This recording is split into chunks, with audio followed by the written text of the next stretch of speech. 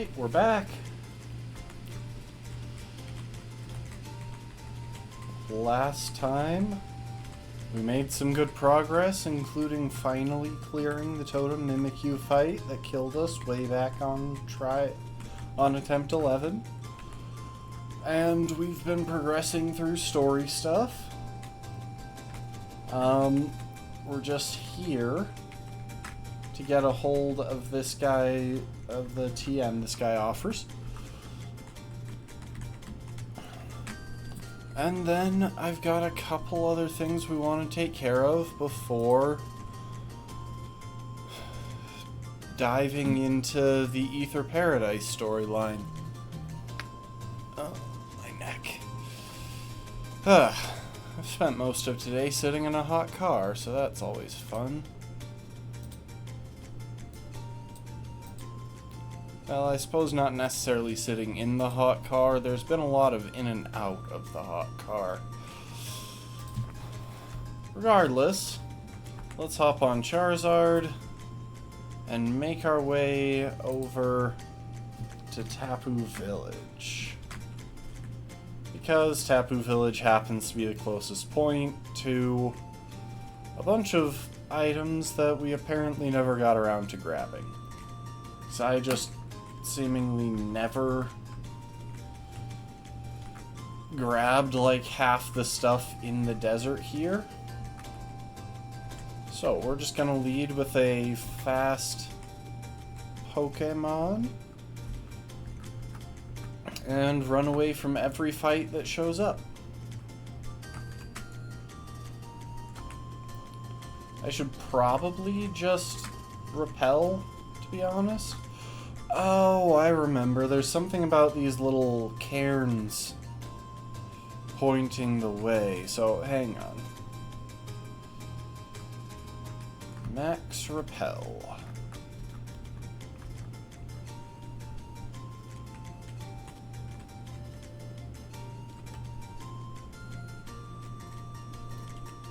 So that's a 1.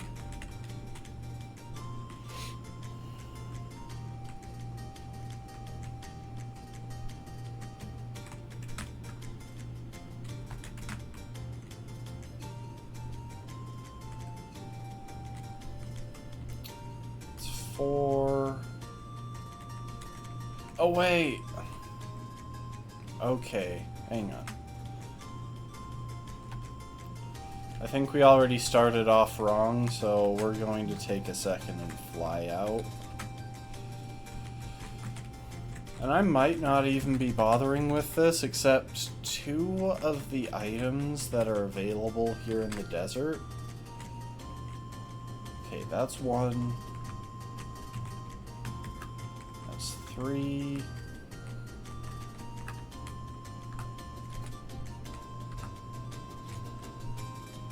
So I think this is actually 2. Then this is 3.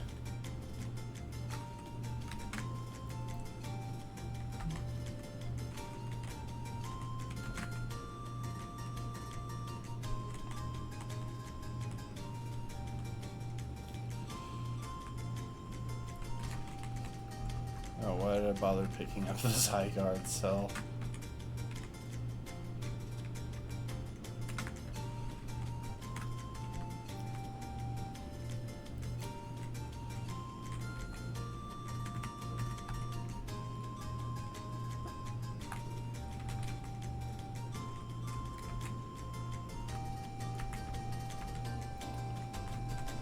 Huh.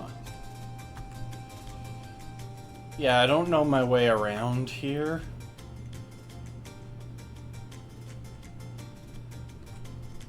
Oh, here's a 4, though.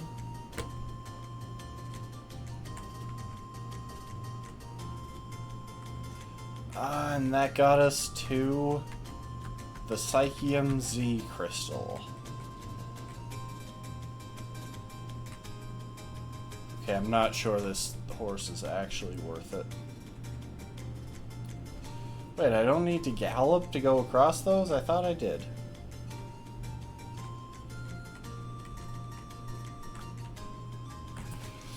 Huh.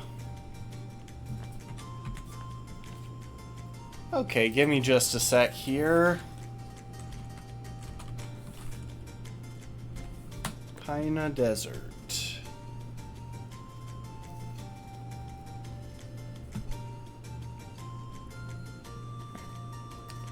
Maze-like area. Entrance has 2 exits from the one, aside from the one returning to Route 13.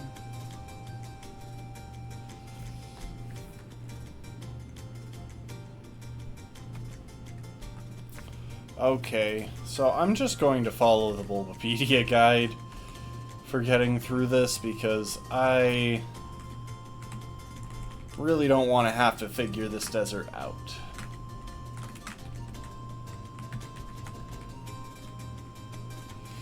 So, first area, right exit leads to a dead end.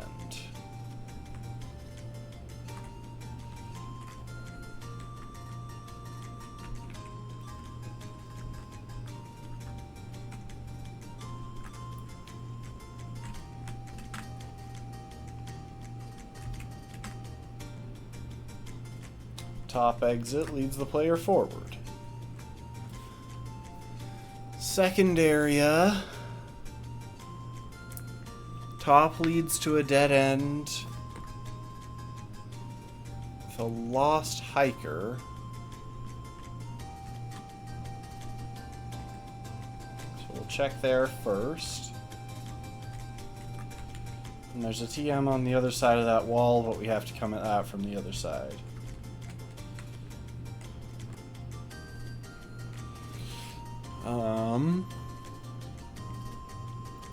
Left exit loops us back to the right side of this area, while the right exit leads the player onward.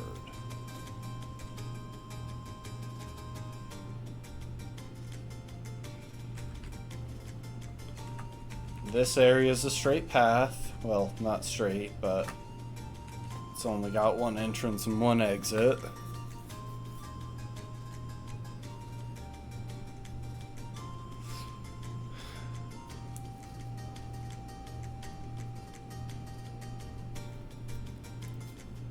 Avoid the top.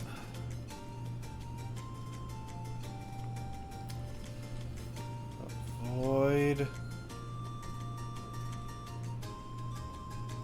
Okay, so we have to turn around and go back the way we came now. Second rocky.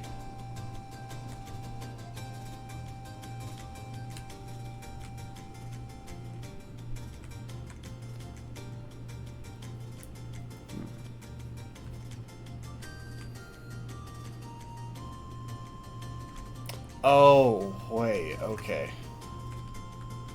So, no, not Charizard.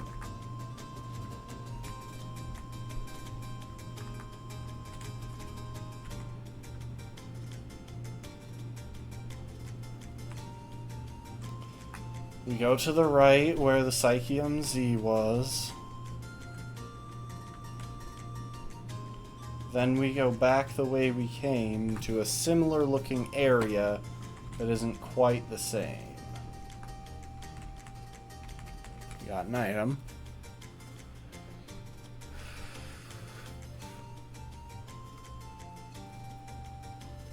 Top exit leads to the Ruins of Abundance. Bottom exit leads to the other side of the dead end with the hiker.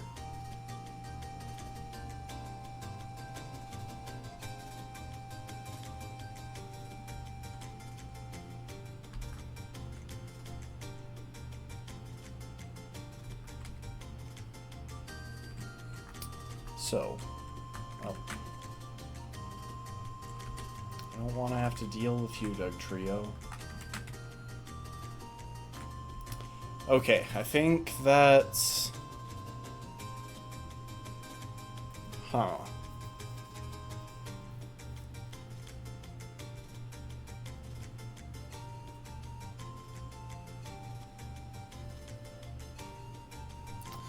Okay, and if we want the safety goggles, we have to come back at night. That's annoying. Well, we won't worry about that for the moment, then.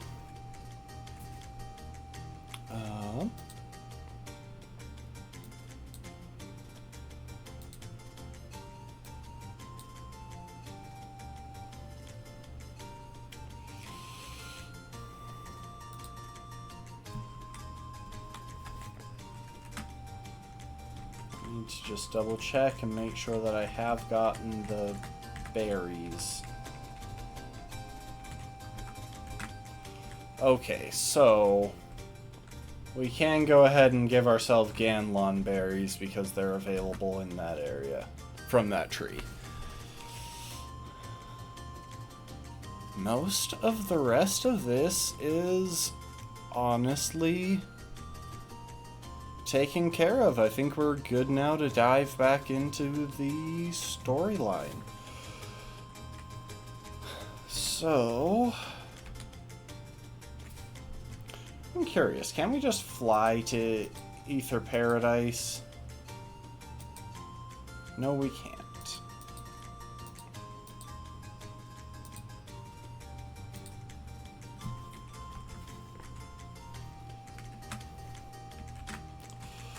Alright, now let's look ahead at Ether Paradise itself.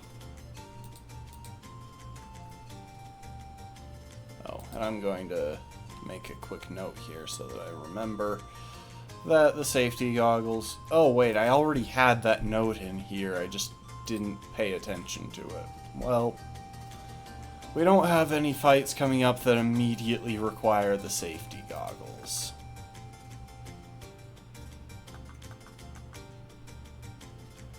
Okay, Ether Paradise. It's going to be a pretty serious gauntlet of opposing trainers. So for starters, we're going to put our team together at level 40.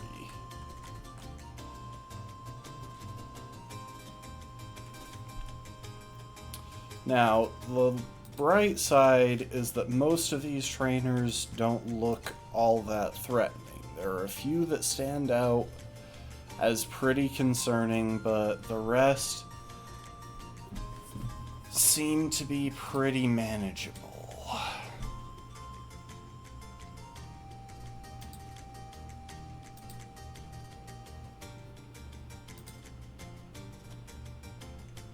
Where is carving? There's hiking.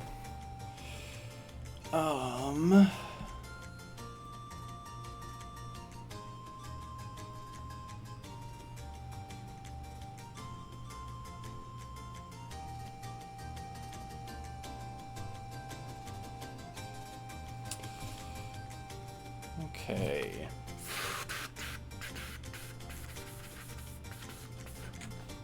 The challenge here is that we can't take some of our best Pokemon.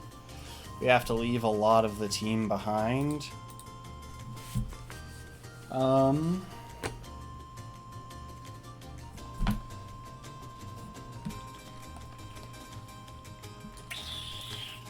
The obvious standout being Torkoal, who we don't have on at the moment. We could probably bring Torkoal, we would just have to swap something else. And I don't know what we would want to swap other than maybe Komala.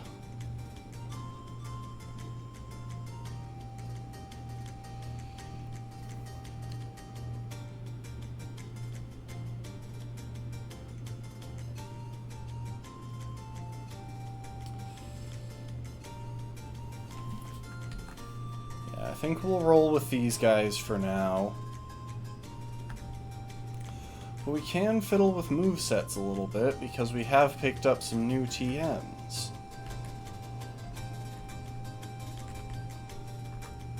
The main reason I bring this up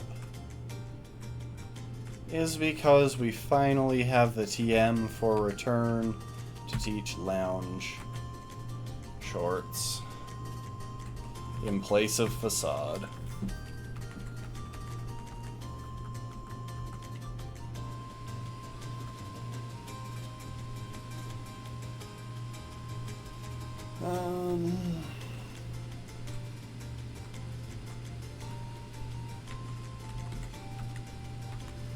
And let's put Thunder Wave back on cycling.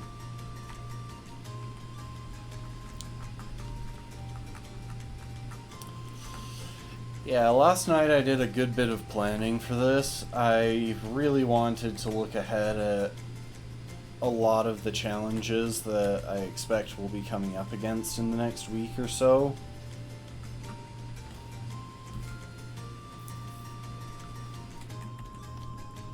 To minimize the amount of time needed to plan during the weeks. Oh, I gotta heal up.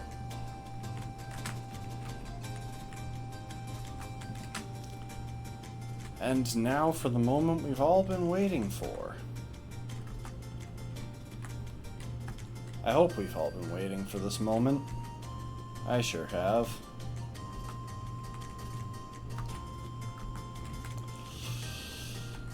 If we go ahead and drop a few rare candies into Skort, at level 40, we finally get Revelation Dance. Goodbye, Captivate.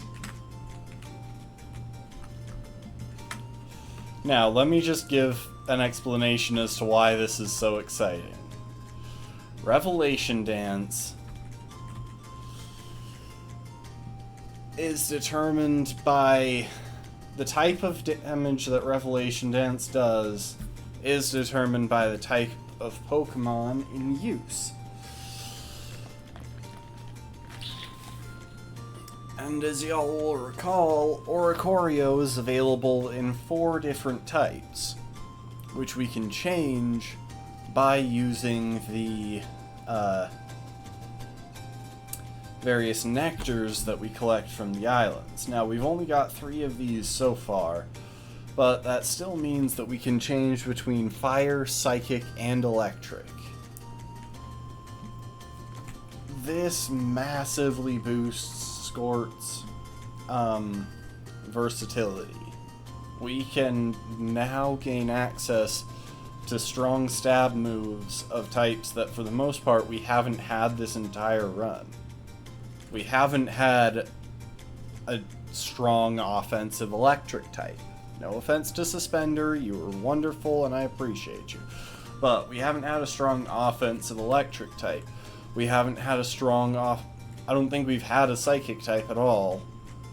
And we only recently got another fire type. This allows us to fine-tune Skort not only offensively but defensively, which will be so incredibly useful. Anyway, we're going to get the rest of them up to level 40 as well.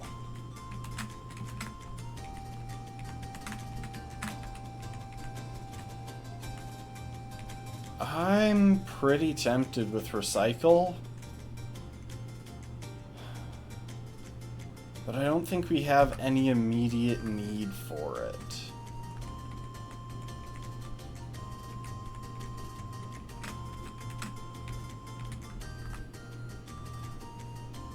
Skill swap.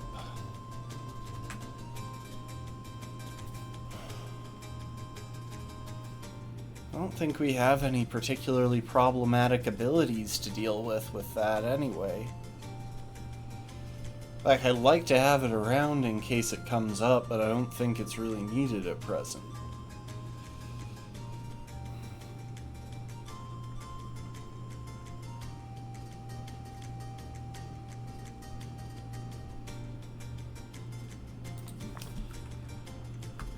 We're gonna leave Skill Swap off for the moment.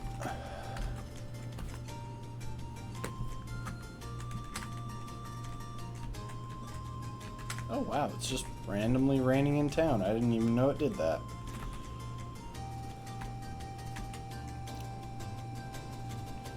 So between this we have fire, flying, water, bug, fairy, steel, rock, and normal. Yes, I'm aware that half of my team are fairy types. Strangely enough, that actually makes it easier to spot when a team is going to be difficult to deal with. Alright, back to Ether Paradise. Oh, and there is one other thing. I believe that if we... Oh. It was facing the other way. Let's show what this can do. Oh, we have to take a sucker punch.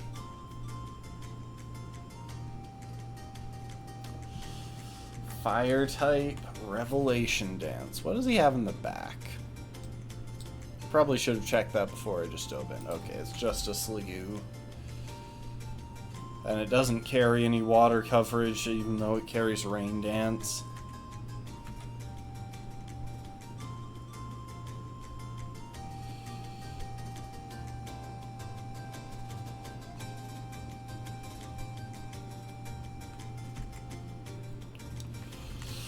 Okay, well... Cycling, you're up.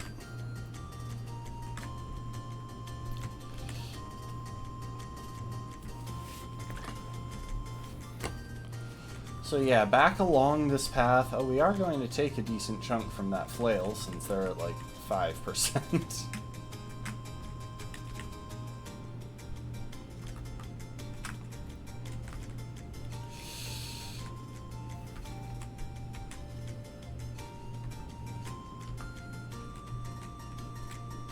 And there we go. So yeah, we are going to see all of these employees are hostile to us now. Sorry, I keep getting distracted. The TM for Toxic is around here somewhere, and I really want it because we've got a lot of defensively oriented Pokemon. And there are a lot of Pokemon in general that can be dealt with by using Toxic on them. So, real quick.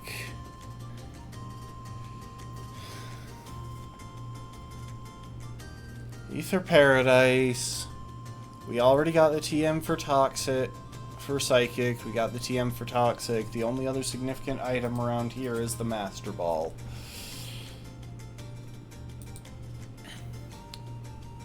And there are a few tricky fights that we have to keep an eye on, but I don't think any of those are right here in the in this first area.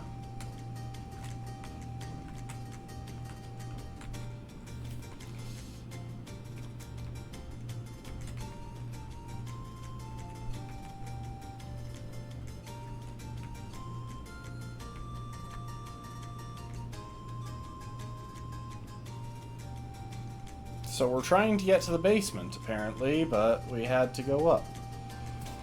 Okay, so we're dumped straight into a battle with Faba. We should be fine, though. All he has is a Hypno.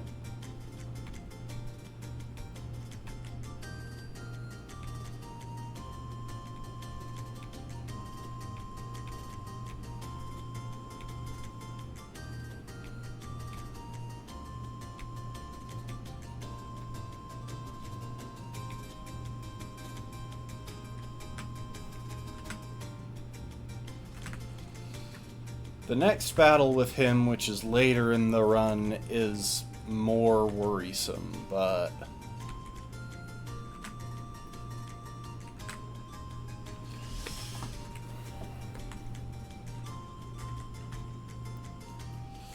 Okay, we're gonna be asleep this turn.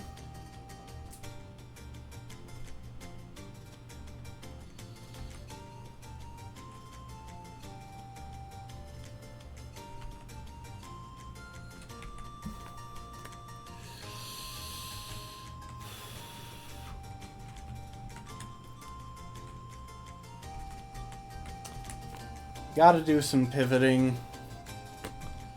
Because Rabombi can kill this thing easy, but we would need to get her in first.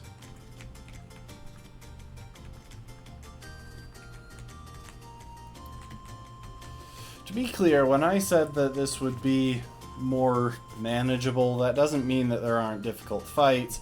It just means that we have more ways to manage oh wait, I didn't mean to go for the double protect. Why did I do that? It's okay, he was going to outspeed anyway, so if the hypnosis was gonna hit, that's fine. Except now, he's more likely than not going to go for Nightmare.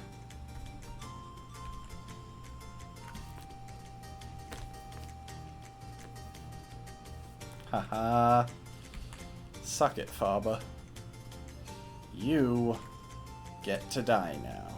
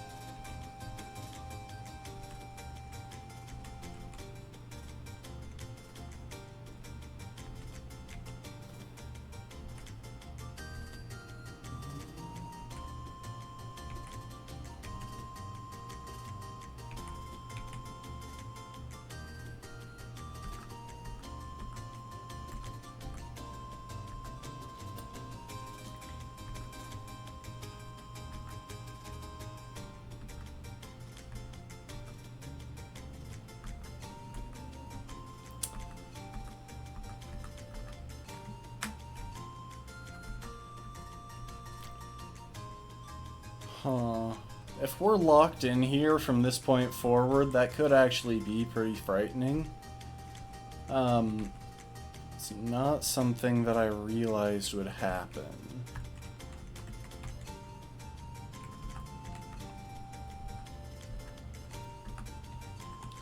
If that's the case, then we are going to have to plan these battles a little bit more precisely. But one thing at a time. So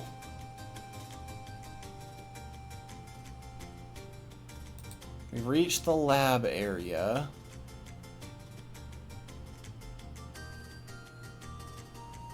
Looks like the next location that we encounter is going to be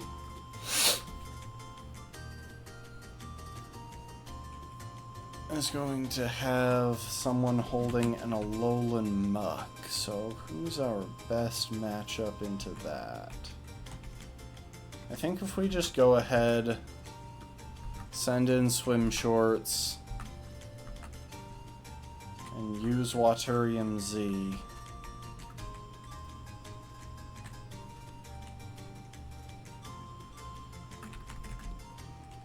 Okay, so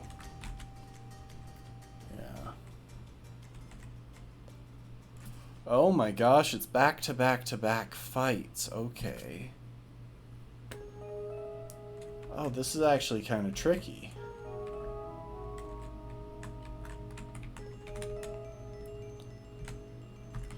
Okay, we can control it now. I might just have to clear out the path along the way to the docks. What moveset does this have?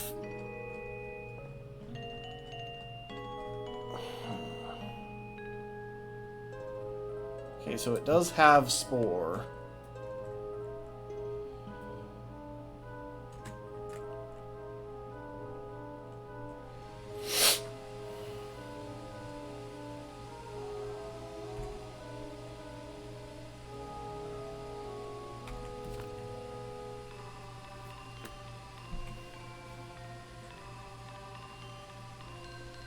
And for some reason it just went for Absorb. I guess probably because it was super effective, but that was pretty dumb.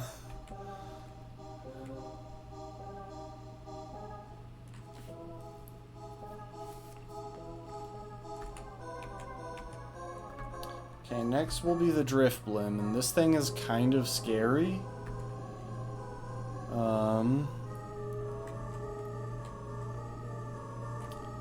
I'm going to see if Dazzling Gleam is a two-shot. So the only offensive moves it has are Hex and Spit Up. And Spit Up requires a couple of stockpiles. Spit Up is dangerous. But we can play around it. And then we've got Vibrava, who is perfectly safe for us to deal with. It only has ground and bug moves for coverage. And we're a fairy type against a dragon type. Oh, dang it, I did not mean to still have the experience share on. See, I knew I'd forget to turn that off. I called it.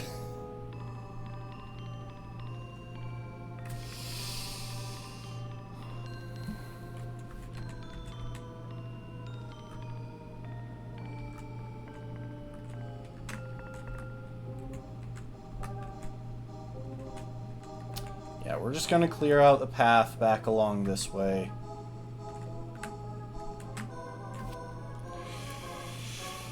This thing does have some potentially threatening moves.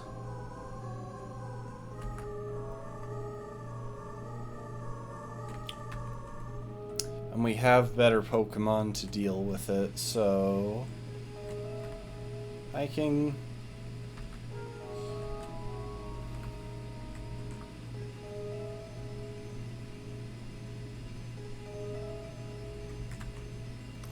Yeah, hiking walls this pretty hard.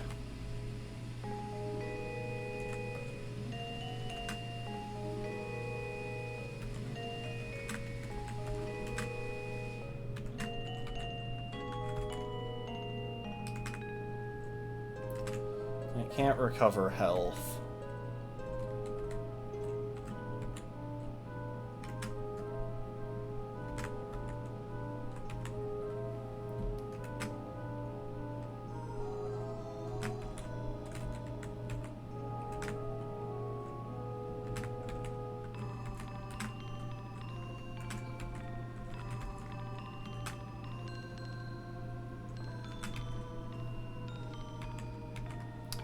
I think this Rock Tomb should finish it off. And now we wall that Trumbeak.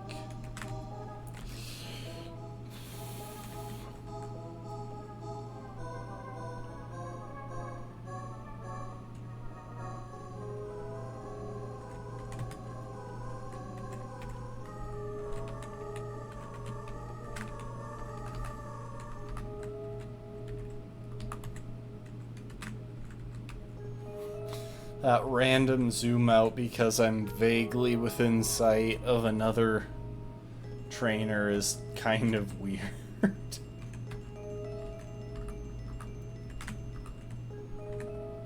There you are.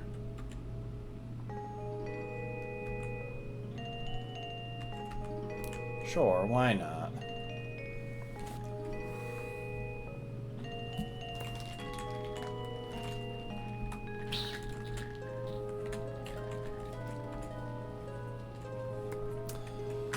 And this looks like a pretty neutral matchup, but actually, we do not have hidden power on our moveset at the moment. I'll be honest, I really thought we did. Shouldn't matter. We can definitely take on a Luminion.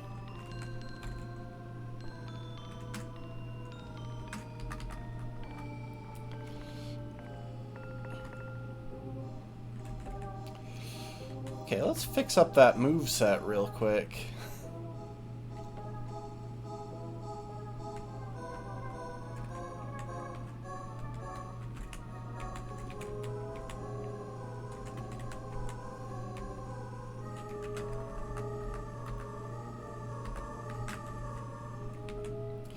And come to think of it, when we're on the subject of fixing up movesets, congrats, Hiking, you now have a better damaging option.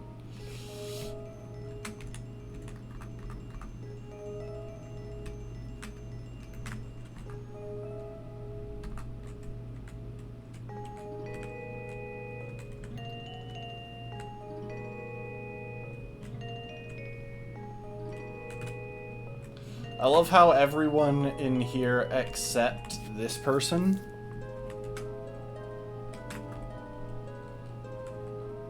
are concerned with like, attacking us and stuff, and that person is just like, look, do you want me to give you a lift?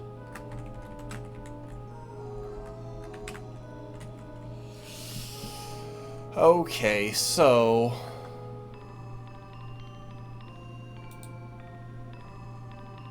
let's look at what we're up against here. We have to deal with Muck, which only has Dark-type coverage and Screech, so that should actually be pretty manageable for hiking. But then we need something that can safely deal with the Magneton in the back. I'm going to check what ability that has. It doesn't say. Well, hooray. So we'll have to assume Sturdy, which is definitely the more problematic of the options. It's either Sturdy or Magnet Pull, and Magnet Pull won't have an effect. Now, unfortunately, despite the number of strong and useful Pokemon that we've picked up recently, a ground type isn't among them. So our easiest way of dealing with that Magneton is to bring in one of our other ground types, of which Barboach is definitely the easiest option to make use of. Okay, we've got all that. And then we have a Porygon 2 that only has Bug-type coverage. So anything that can come in on Bug-type coverage and do a significant amount of damage is safe into that. For the moment, to deal with these three, I'm thinking... go ahead and swap Zipper out. I get the feeling we're going to do a lot of back and forth between Ether Paradise and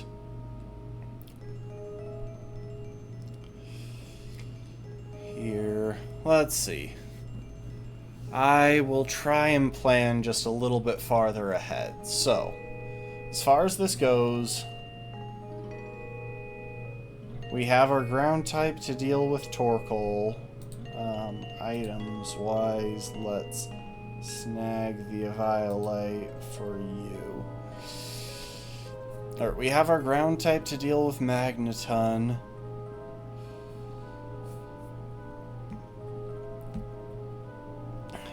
If we put Safeguard back on hiking, that'll deal with, and if we replace Rock Tomb with Bulldoze, that should pretty soundly deal with Muck.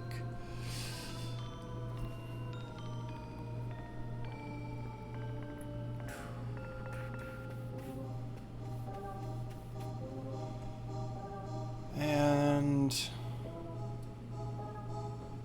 with the Porygon... oh wait, the Porygon has Discharge. I almost missed that. So, Bug and Electric type moves.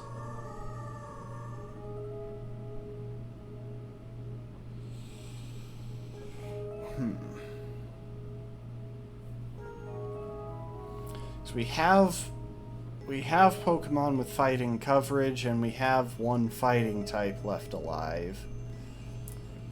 But none of it's all that good.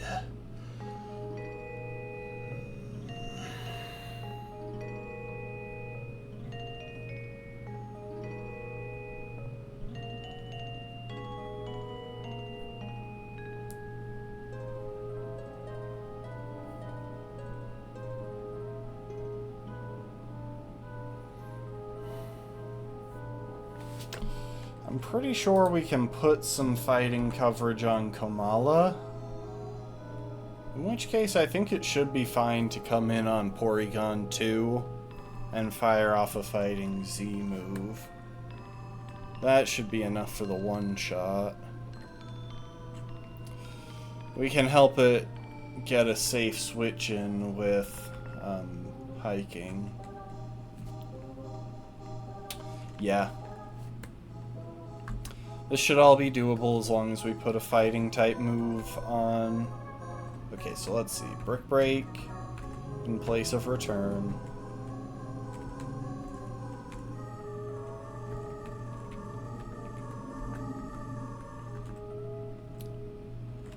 And Bulldoze on... Oh. Hiking cannot learn Bulldoze. It's a little bit more annoying, but we can still deal with it.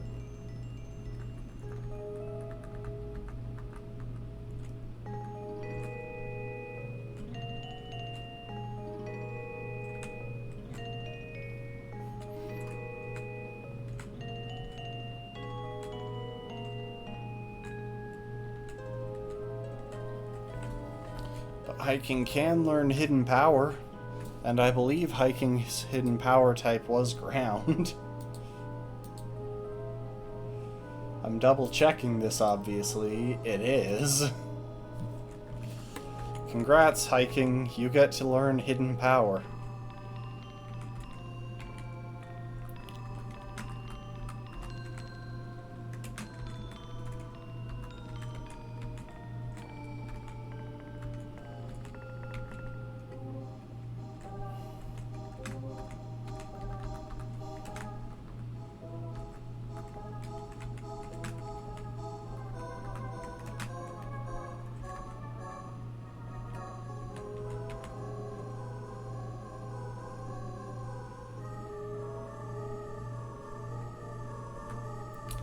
And real quick, we're also going to swap out swim shorts for cargo shorts.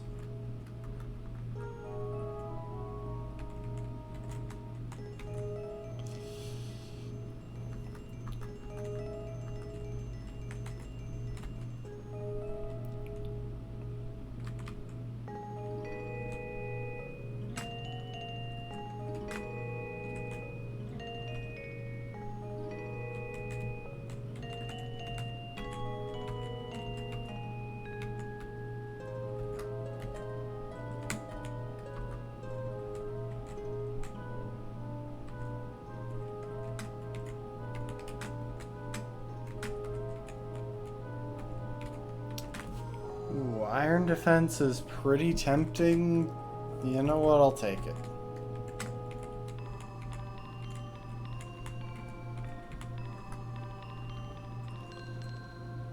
Amnesia is also kind of tempting.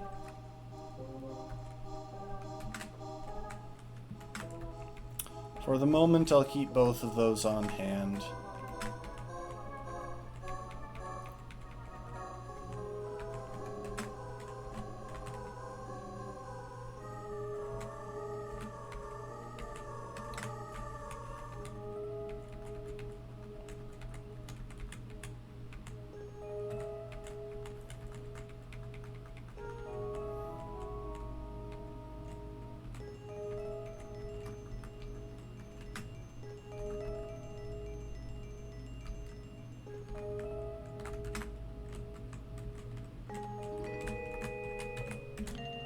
Oh.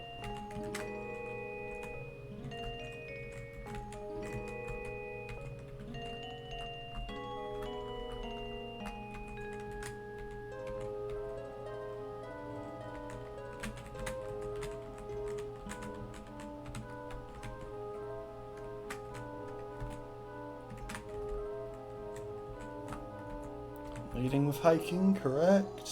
Yes, I am. Okay.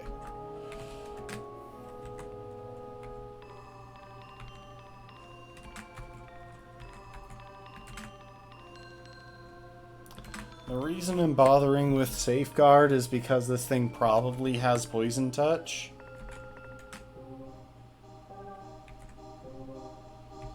Okay, it knocked off my leftovers, which is a bit annoying. I probably should have thought that through better, but at this point we don't really have any risk.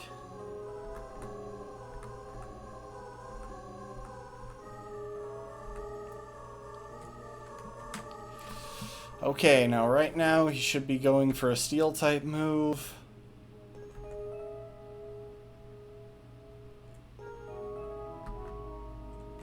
We're going to pivot through cargo.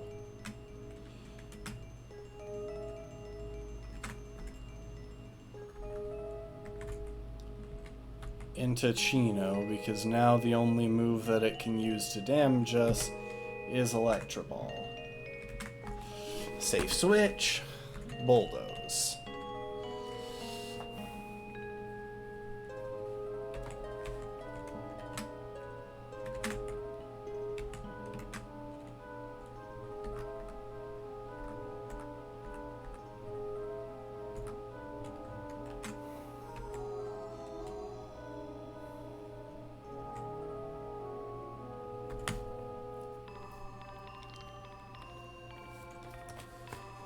Okay, this is probably the trickiest of the three. And I forgot to put a Fighting Z Crystal on Komala, so that was dumb of me.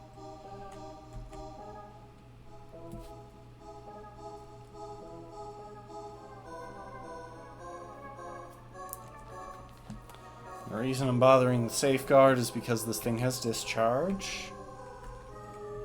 Do one more Protect to maximize Leftovers recovery in case we need to come back in at some point.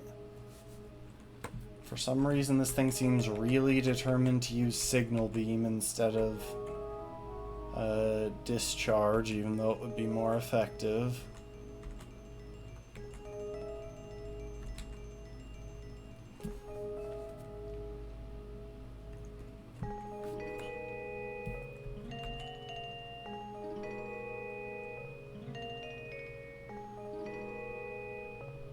Now just don't get confused by Oh wait, we've got... Why was I even worried about that? We have Safeguard up.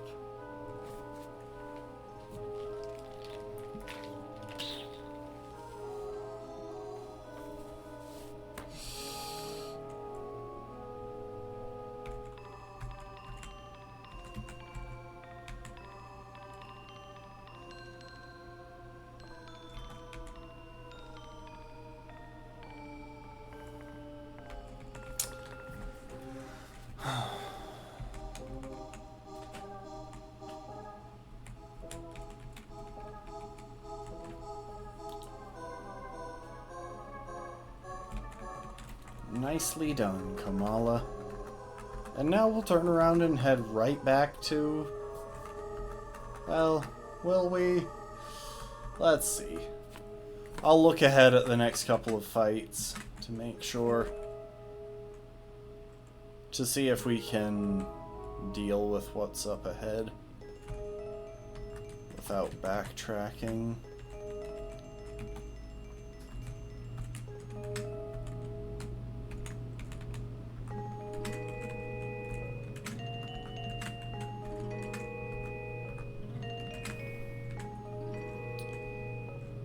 Return back on lounge shorts.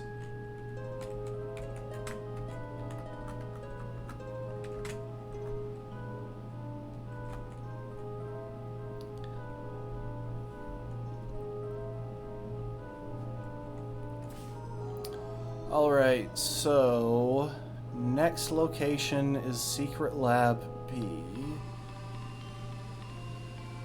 where I believe we're going to wind up doing a double battle with Hop as our ally. So with that said,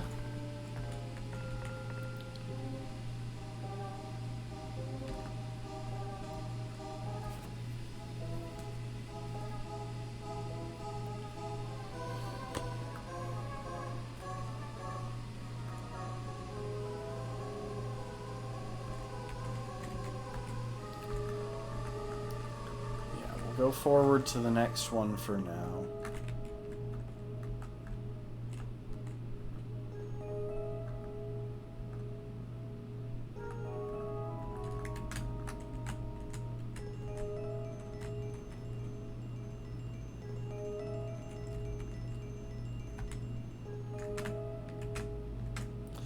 Okay, so anyway, because we don't care about the life of Hop's Pokemon, we can freely use Lava Plume.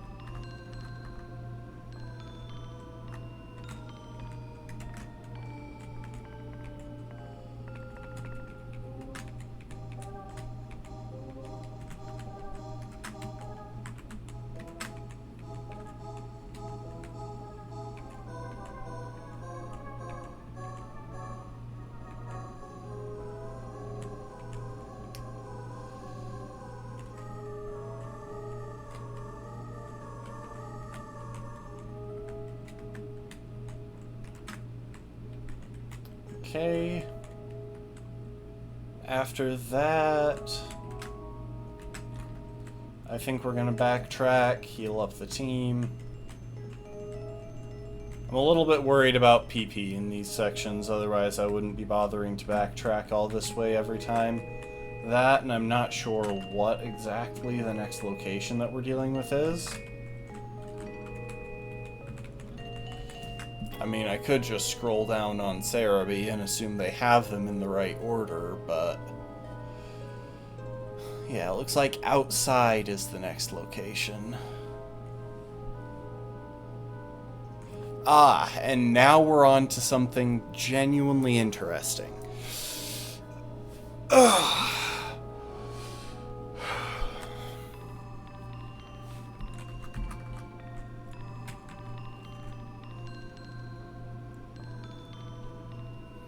Okay, two things stand out to me right now. One is that we're coming up on a Guzma battle. And two is that before that, we can actually make use of Oricorio's type versatility, which is so frickin' nice.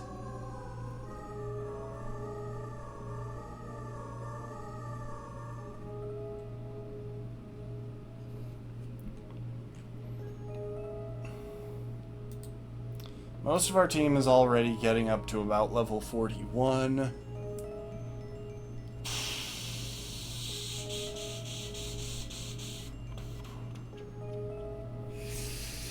The big question remaining is who else to bring along. See, the fact that we're going to run into Guzma soon and that we might not have the chance to flee means that we're going to want Booty Shorts already in the party.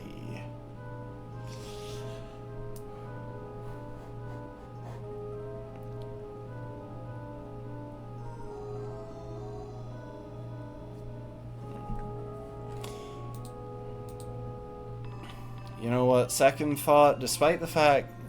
so the reason I was thinking we might use Skort for a different typing is because there is a battle with a Team Skullgrunt listed in this.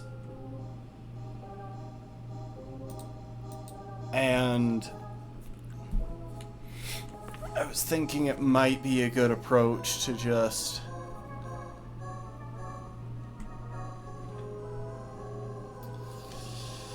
oh, whatchamacallit. I was thinking it might be a good approach to just send in Skort with a powerful psychic type move to deal with it in one. But I'm making kind of an assumption here. I get the feeling this is going to make us do these fights back to back to back, which means we want to be leading with something that has Protect for the first turn of the Guzma fight. Otherwise, he's going to send in Golisopod and just absolutely massacre us. Well, he's going to send in Golisopod, and then we would have to do a bit of playing chicken trying to decide whether he's going to go for first impression or razor shell. Whereas having safeguard on someone means that we don't have to worry about that at all.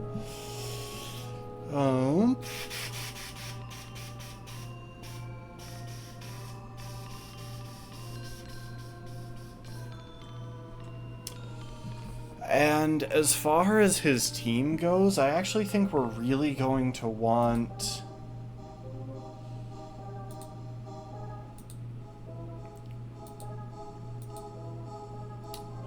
one sec. I'm trying to find the right Pokemon.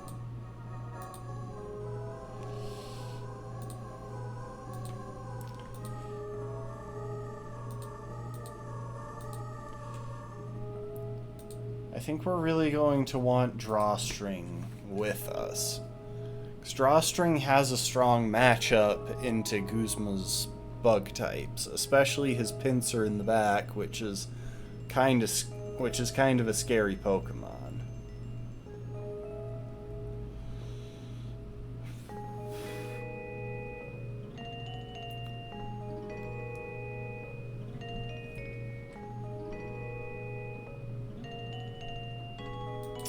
Alright, here's what I'm thinking.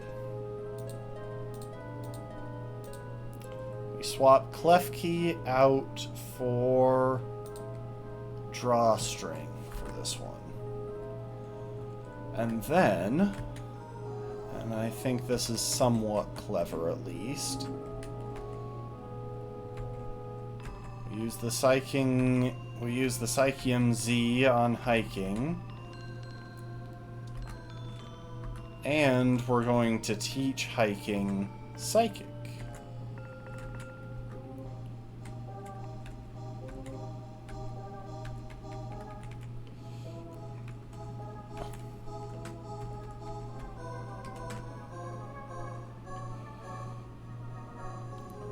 And Reflect, because I don't really see a good reason not to have Reflect on Psychic for this bit.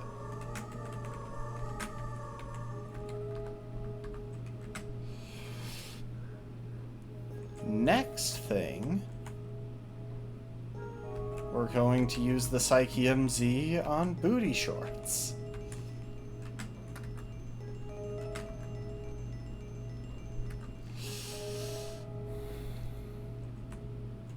And now we're going to break out our rare candies.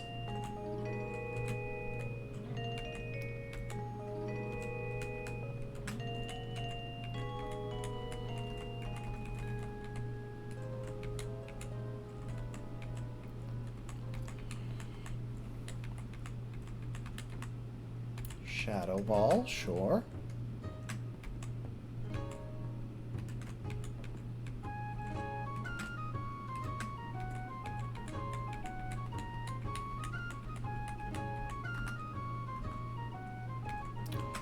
And Amnesia, yes, actually. Do we want that? You know what? Well, we can just replace...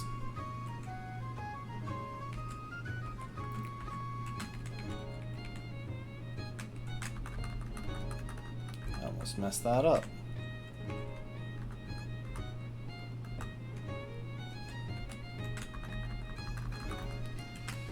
We'll deal with the lack of an Everstone here. We really don't even need to do this, it's just that it'll help Booty Shorts get through his Pokemon a bit fast, his Golisopod a bit faster.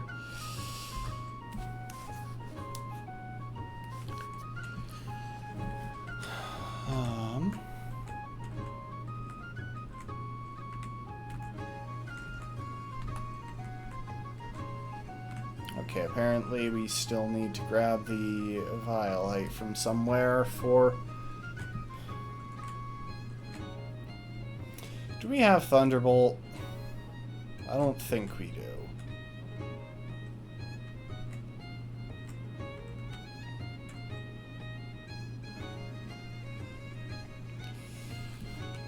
So yeah, if we want the Violite on Drifloon, then we need Shadow Ball to be the main stab.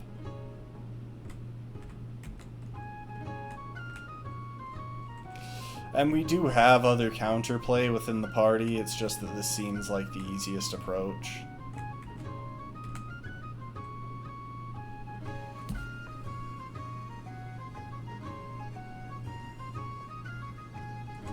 You know what, though? Nah. I was going to do something different, but no, this strategy is fine.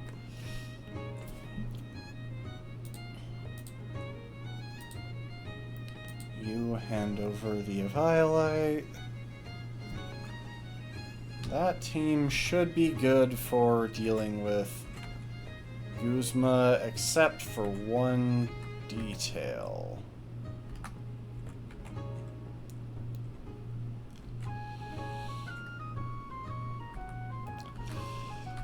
Which is, where is the yellow nectar?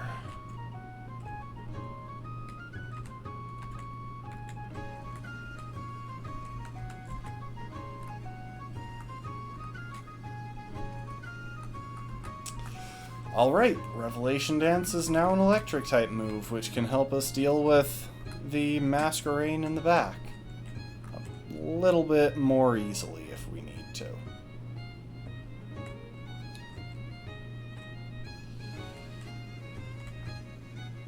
Actually, why did I do that? Hold up. Where is our red nectar? I'm fairly certain I added it, yes. Oh, I only added one. Real quick, we're gonna drop a save.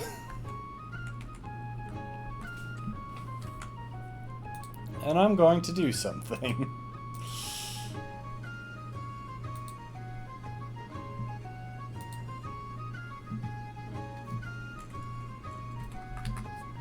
Oh, wait.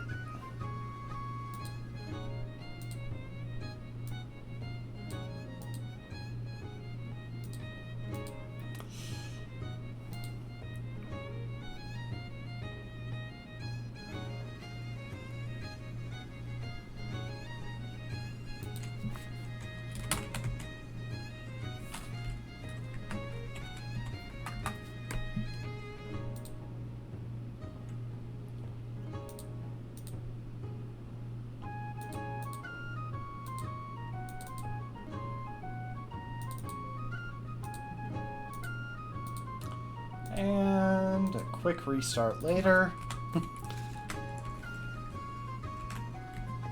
Now we have more red nectar. Because it did just occur to me that fire is going to be as effective on Masquerain as electric is. The only time electric would be better is against Golisopod, and we're not going to need that, so...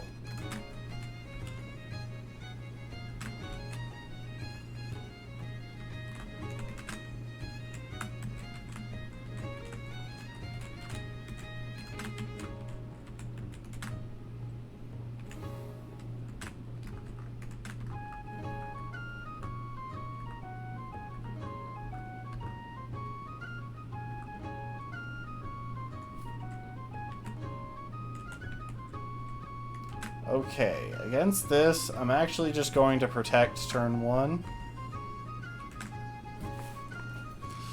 Really? You couldn't have targeted the other one?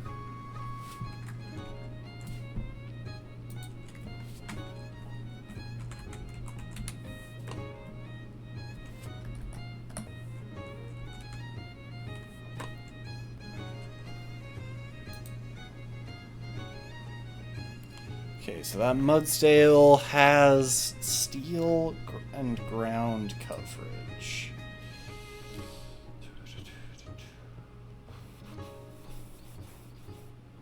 Wow, our team into this is actually a hot garbage.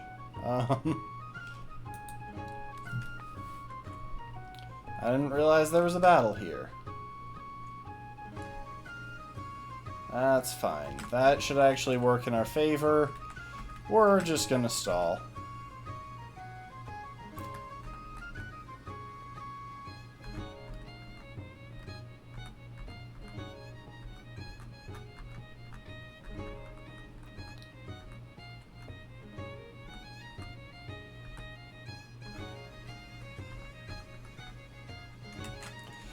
Okay.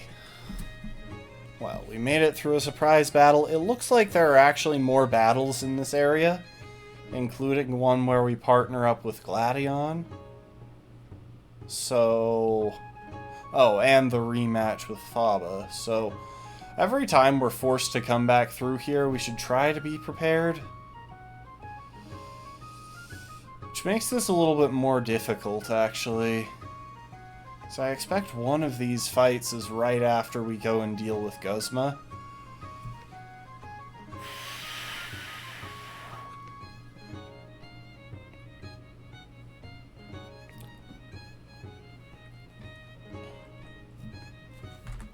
But I think with our current team, we should be able to make it work.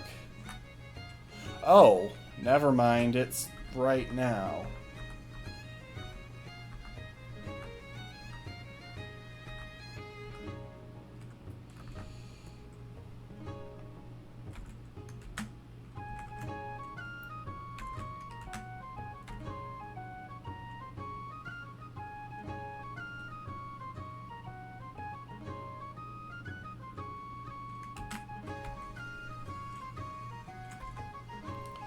You know what? To keep this nice and simple here,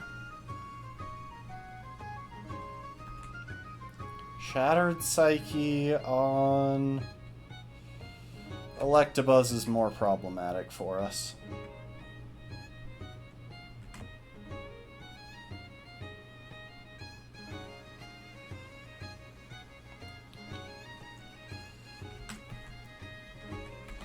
And then we just protect. We are confused, so there's a chance that we fail to protect. But I don't think these guys have the damage needed to really mess us up, even if that's the case.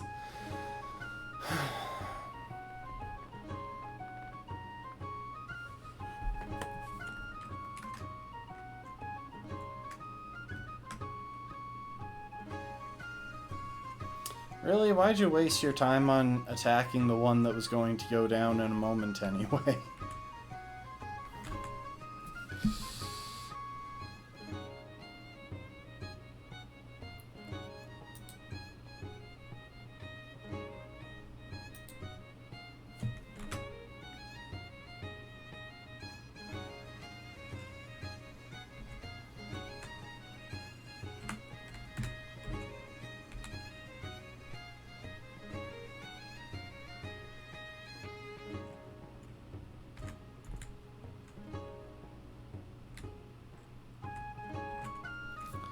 What's this thing carrying in its moveset? Only fire-type moves. There we go.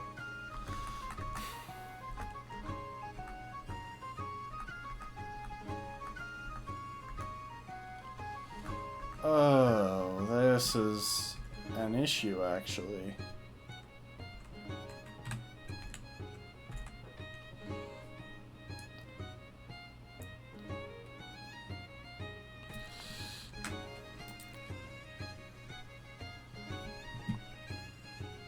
So it has Aqua Jet,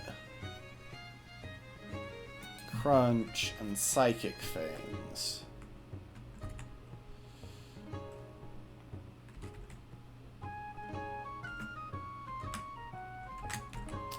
I think our best bet is honestly just going into Zipper here.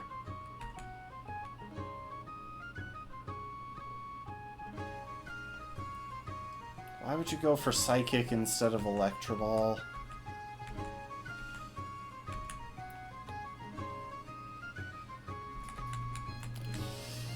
So the positive here is that Hao is now going to bring out Decidueye, which should be able to do a lot of damage with a Grass Z move.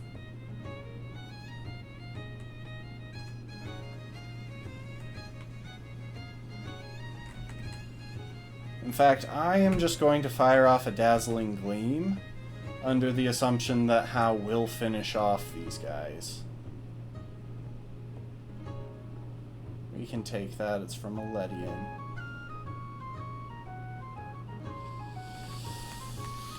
Oh, that's annoying.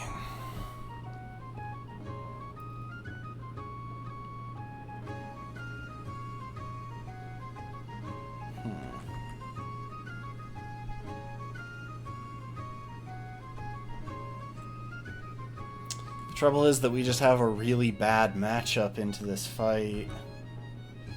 Honestly, Hypno is less threatening. You know what, we'll go for the second Dazzling Gleam to try and finish off Ledian.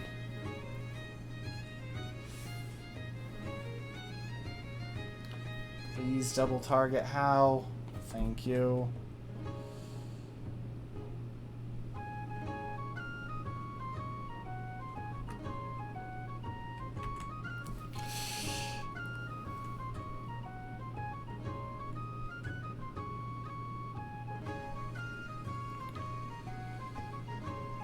I'm gonna send in Booty Shorts. The only thing they can do to it is the least threatening move on that Bruxish. Please don't let this be where the run ends somehow. Like,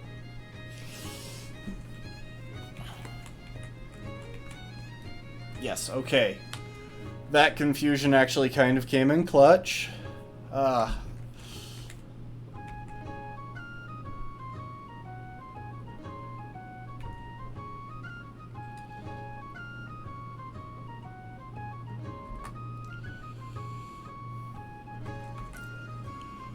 Alright, well, now the question becomes who is our most sackable Pokemon, because I don't think we can get through this without a sack at this point. Like, Cargo Shorts might be able to...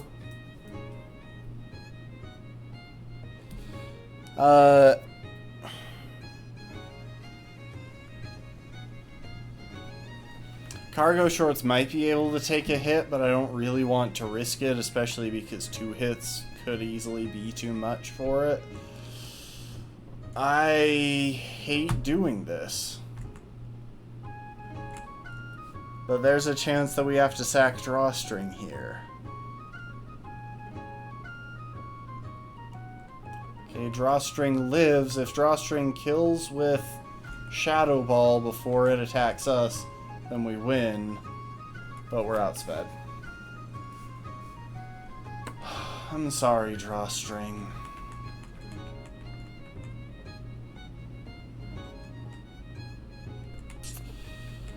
The positive is that we definitely outspeed and we can kill on our next turn.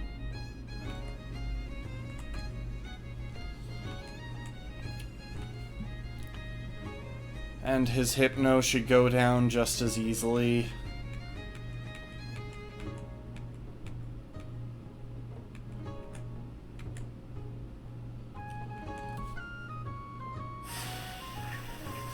Really?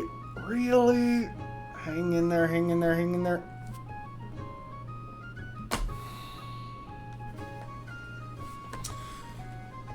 I hate you so much.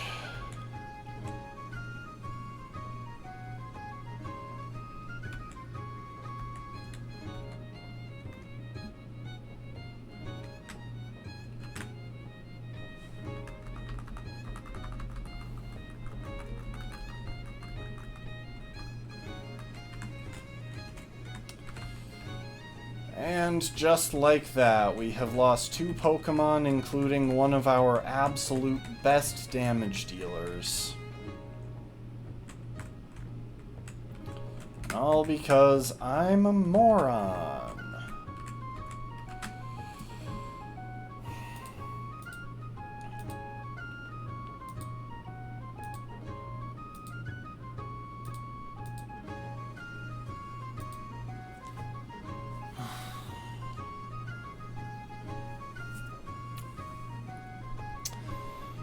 Well, here we are.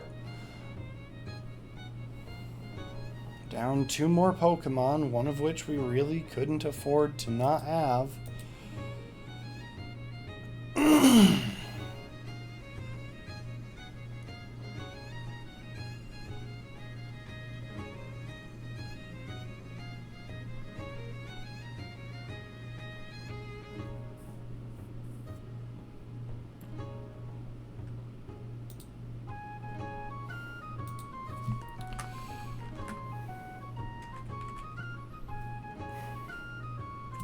You know what? New rule. Always keep at least one sackable Pokemon on the team between now and the Elite Four. Unless I need all 6 for a strategy.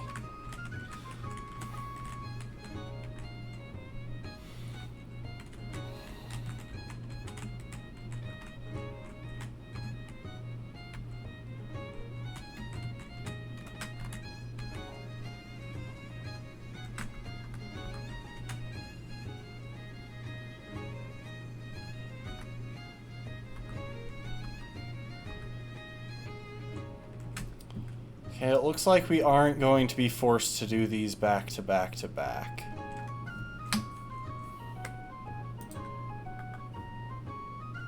This is the outside. First opponent is a Golbat.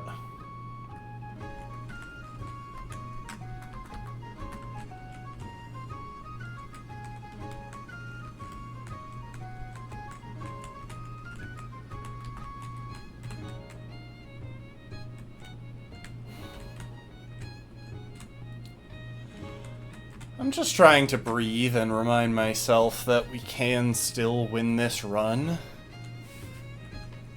That isn't the end of the world, even though that was our best matchup into the Dragon-type Totem Pokémon.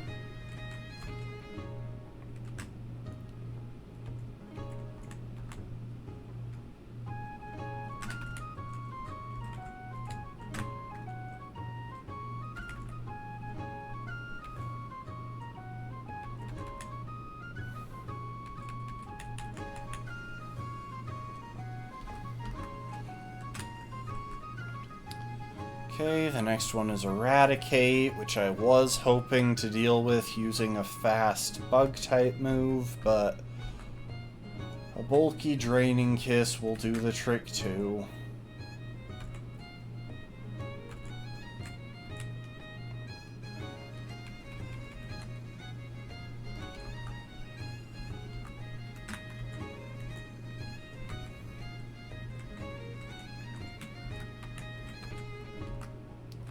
Booty Shorts, you do have Protect in your moveset, right? Yes, you do. Okay.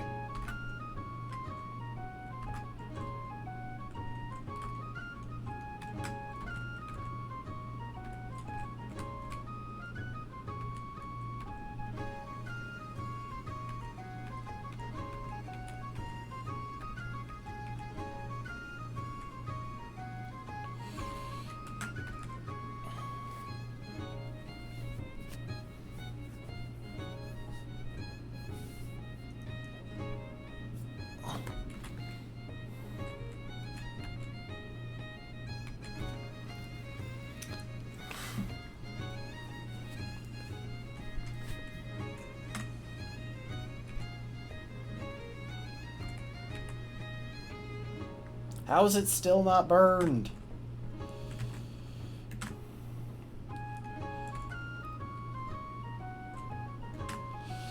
Okay, Masquerain is in. We are going to use Protect to scout move choice. It's probably Bug Buzz. That's the stronger of the two move options. Okay.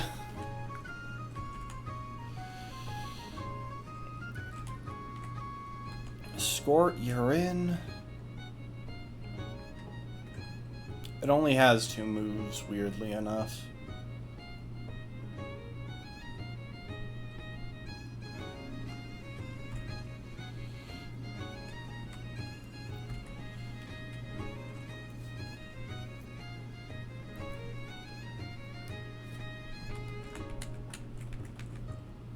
And he's going to send back out his Golisopod. And rather than taking any risks, we're sending in half shorts.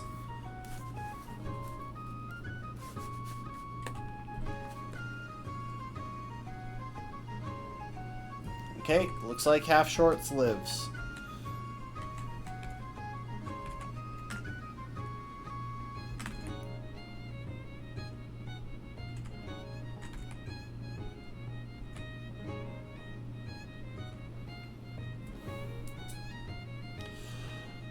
Gotta love how the trial captains had to teach us how to use the Z powers when we got them, the Z crystals when we got them there, but with this one that we just picked up in the desert somewhere, we just kind of know.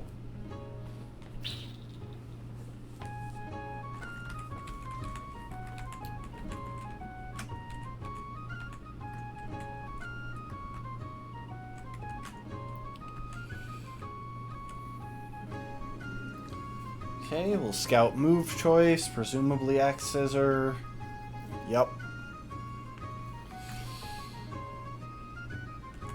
Alright, cargo shorts, you're in. Cargo shorts really shouldn't be threatened by anything this thing is carrying, just thanks to really good physical bulk. But of course it does hit hard because it's a pincer.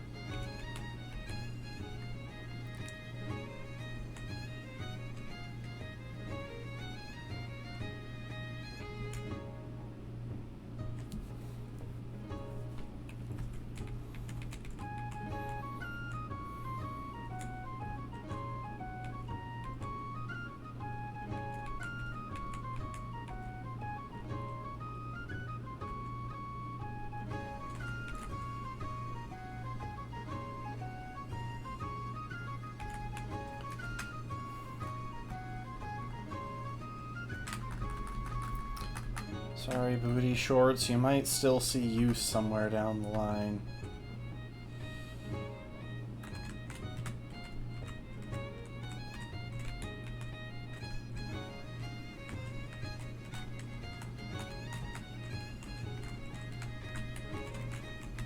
Oh, I don't talk to the boat, I talk to the person next to the boat.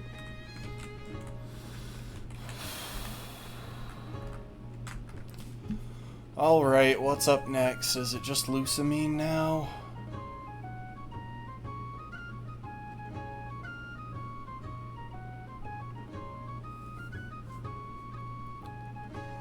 We enter the main building, no battles. Lusamine's room, nothing whatsoever.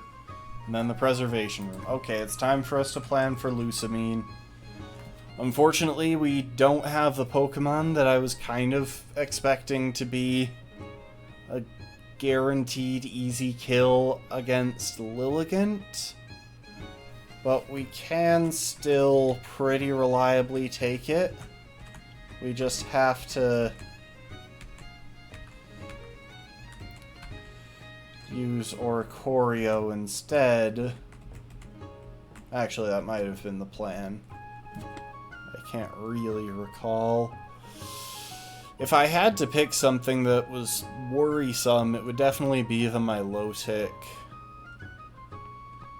Beware has normal and fighting coverage. Hypothetically, we could even just bring a random ghost type from the team to deal with it. But even then, our bulky fairy types should really be more than up to the task.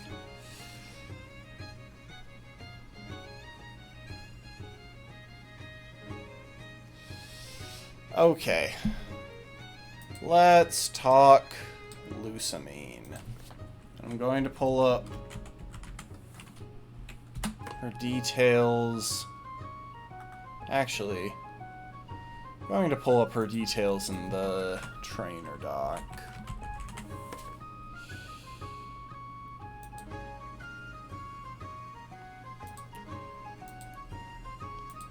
Match 1. Never mind, I am also going to pull up her details in Bulbapedia because for some reason the trainer doc doesn't show abilities. Okay. Her Clefable has Magic Guard. That's not that surprising. I think the easiest way to deal with it would just be to bring in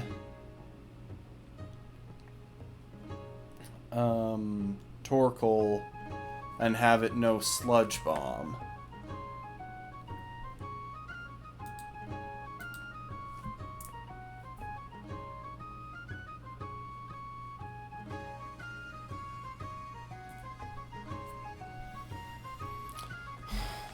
So Torkoal shouldn't have too much trouble powering through Clefable. We could also go with Klefki, which doesn't take much from it, but it would be a slower process because we can't make use of Toxic to deal with it.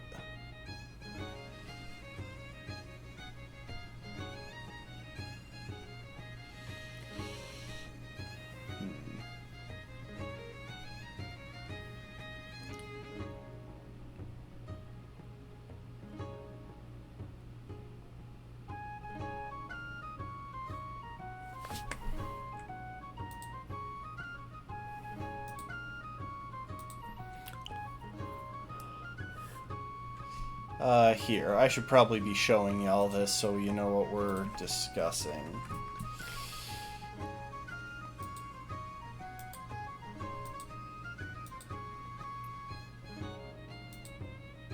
There we go.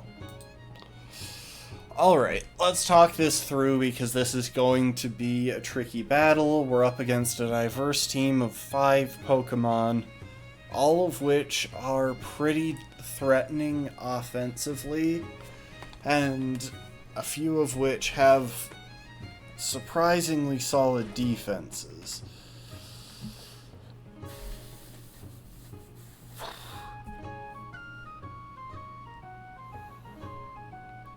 Now, Lilligant is relatively manageable. We have Oricorio, who quad resists its Petal Dance, and we can carry a Lumberry to cure the potential Stun Spore or Teeter Dance on the Switch.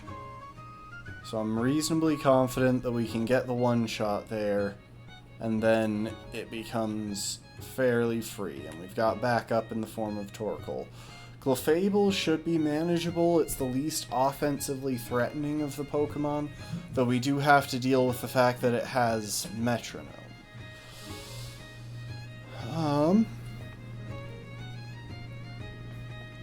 Mismagius worries me a bit.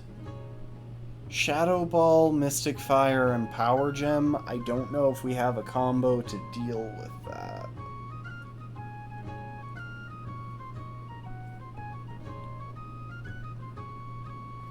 I think our best bet there is going to be sending in something with a good bit of bulk. Especially on the special side, in order to sponge its hits and whittle it down. Honestly, Mewtwo is looking really good for this fight. Just on account of having a few levels so we can fiddle with its EVs, especially since we're up against a mostly defensive team. And for dealing with Milotic. Now Milotic will be a little bit on the tricky side.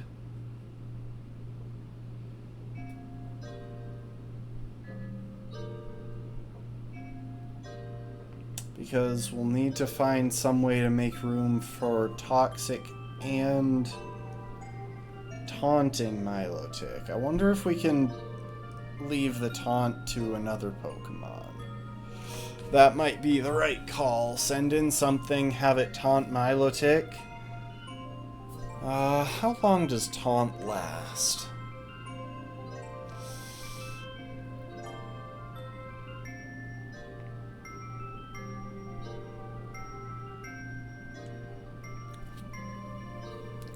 This could actually even be another match for Booty Shorts.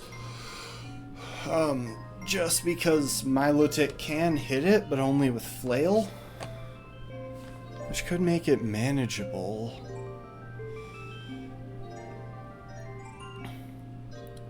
To deal with Beware, I think our best bet might be taking along Pleated Shorts. This guy as one of our backup Pokemon, because not only does it hard wall Beware,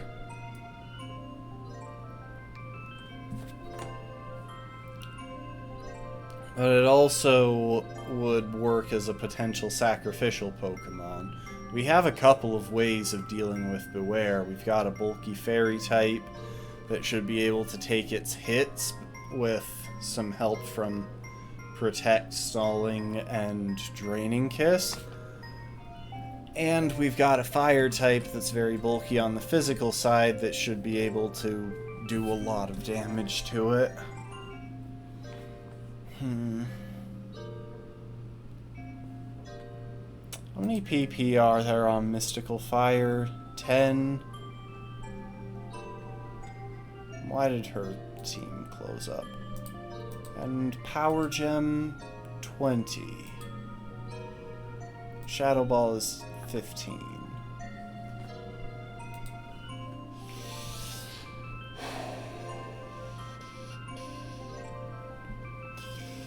I think we can afford... I think we should be pretty safe to get our entire team up to about level 43 for this.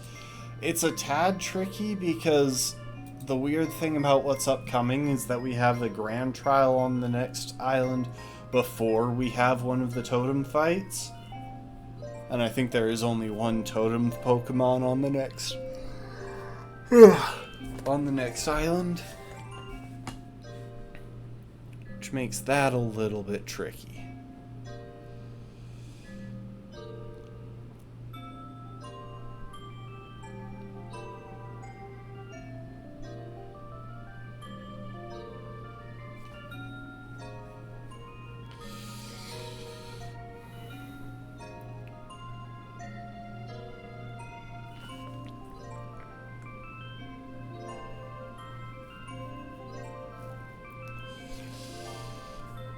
Yeah.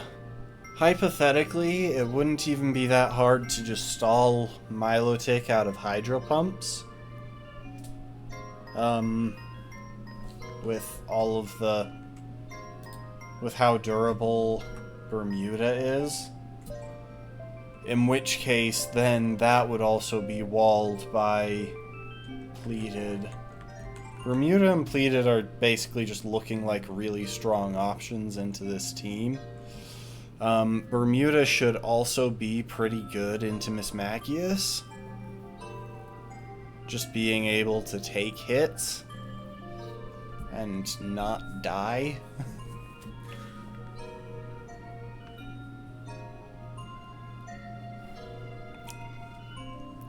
Yeah, I feel like we've got strong answers into everything except Mismagius, so let's look at our options here.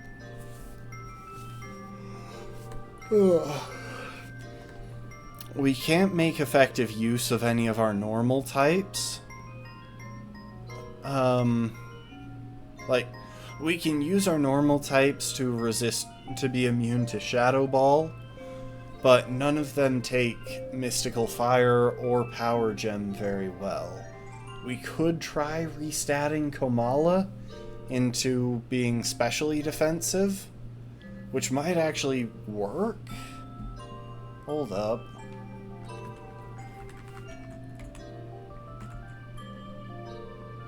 So Komala is currently at level 40. That means 2 full levels. We could definitely restructure Komala's EVs in that time.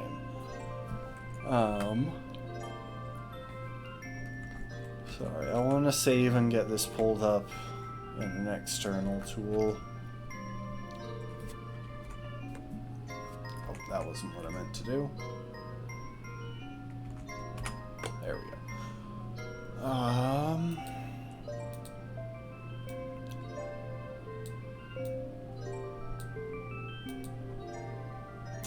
So, as far as Komala goes, if we shift those defensive EVs into special defense,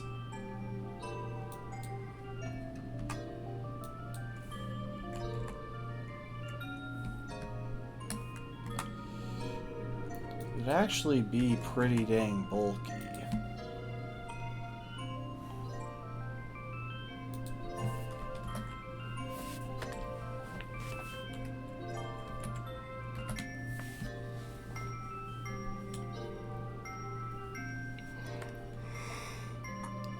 Of course, that would limit Komala's viability into the upcoming Grand Trial against ground types, because Hapu's team is predominantly physical.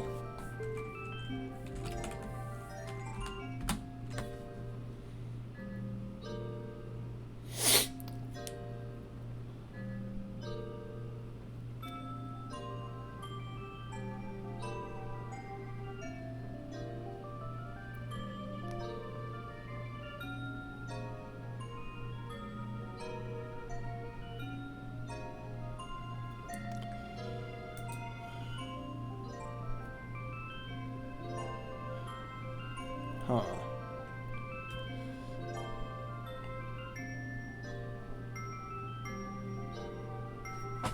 Okay, sorry, I'm just checking what's happening ahead in the story.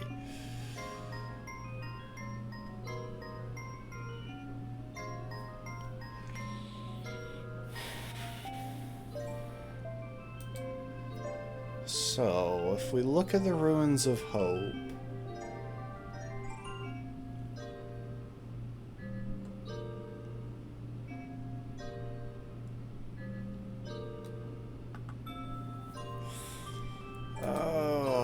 how do we want to approach this? Because it looks like...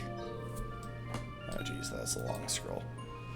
It looks like we wind up going to Pony Island, which we enter at the Seafolk Village, I believe? Yeah. Seafolk Village.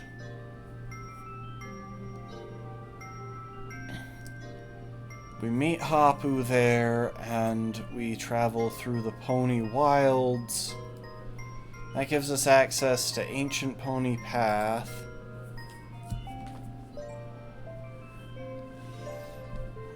And then Vast Pony Canyon.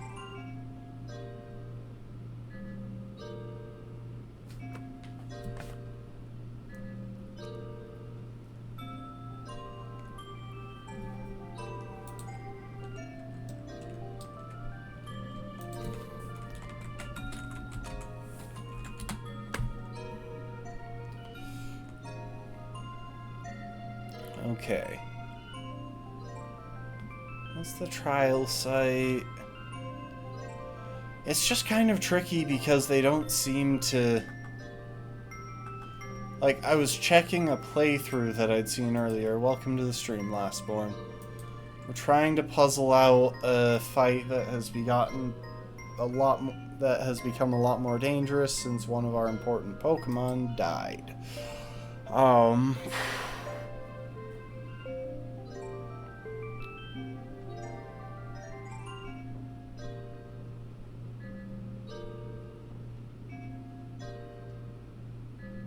Huh. Because, like, this is showing that Vast Pony Canyon is the location of the Grand Trial.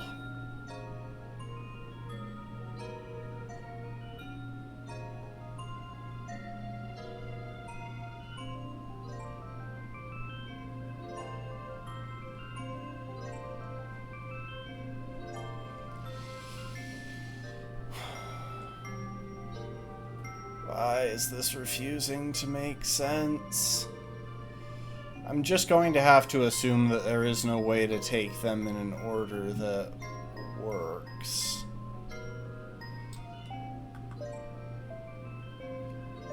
So unfortunately, we're kind of stuck with a low level into the Hapu fight. Anyway, let's go back to Ether Paradise for that page. Now, her team isn't actually exclusively physical now that I look at it.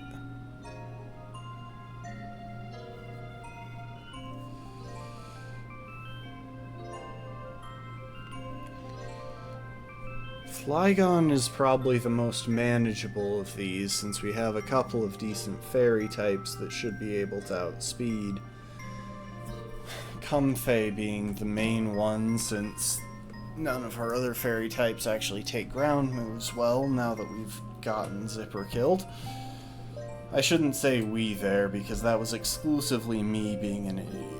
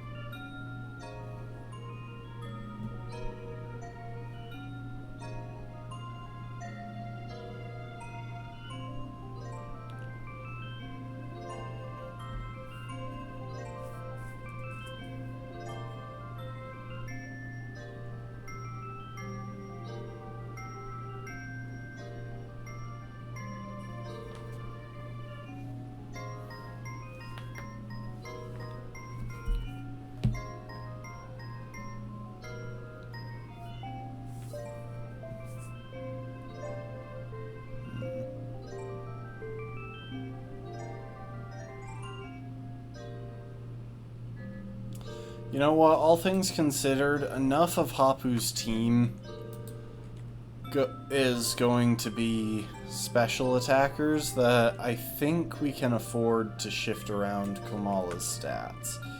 So...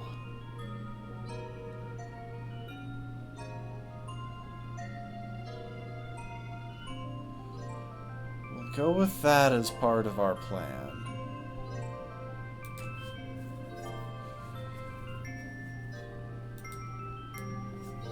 If we can manage to not be baiting Mystic Fire or Shadow Ball when we switch, or if we can manage to convince Miss Magius to go for Shadow Ball when we switch in Komala, then we should be pretty free. I am going to remove Komala's speed IVs, or EVs, and put them into attack.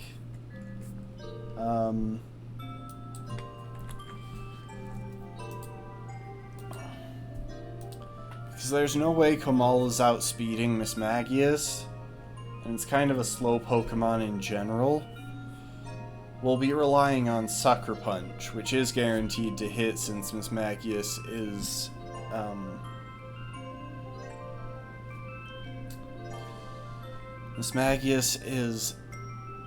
fully kitted out with attacking moves, no utility options. Okay, so that's Komala.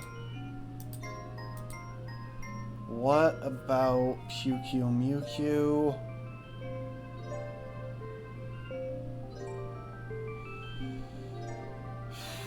In this fight, Mewtwo is taking on primarily special attackers, which means we'll want to take the EV investment from defense, put it into special defense. And that's kind of useful too, because most of our defensive Pokemon are a bit stronger on the physical side. That should make it pretty manageable. Yeah. Yeah, I think that team...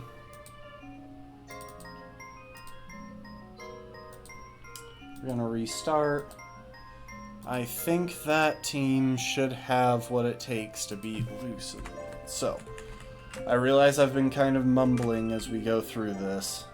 Let me be clear about which team I'm talking about. So, we are taking Pleated the Phantom as both a team member that can deal with a couple of Pokemon and one that should be safe to sack at a certain point in the matchup.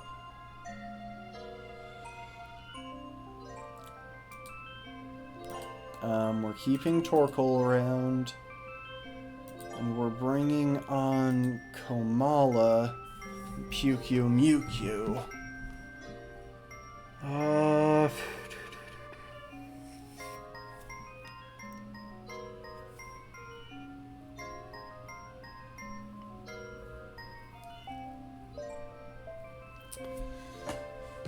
The only question is who to swap booty shorts for. Who helps the most in this matchup?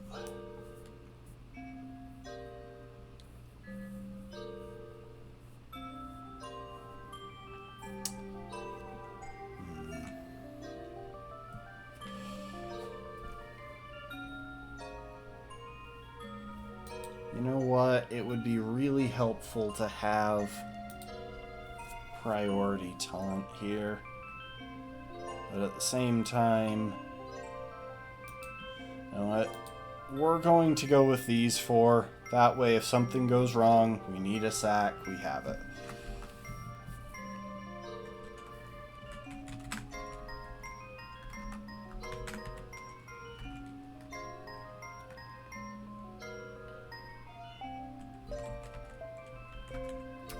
So, you get an Everstone for the moment.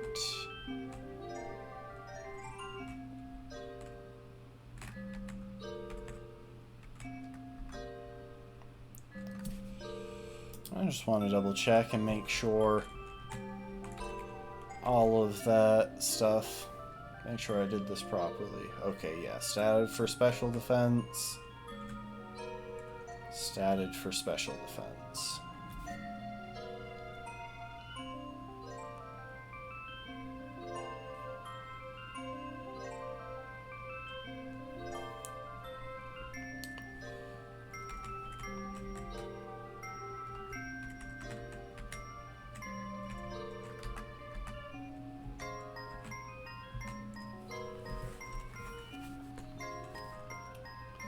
You're not statted at all, are you?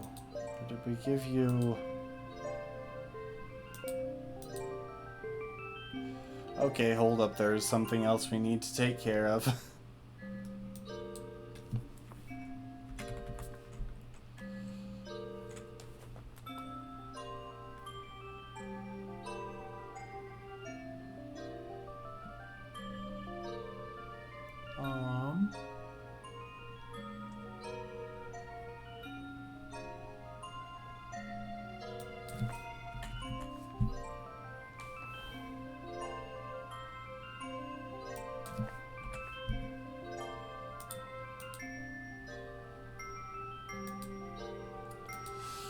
We're going to need to reload this file one more time.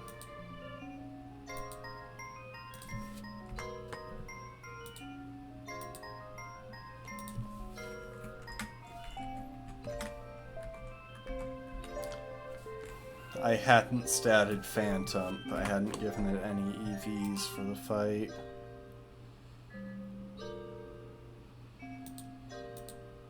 Well, anyway. You, and you.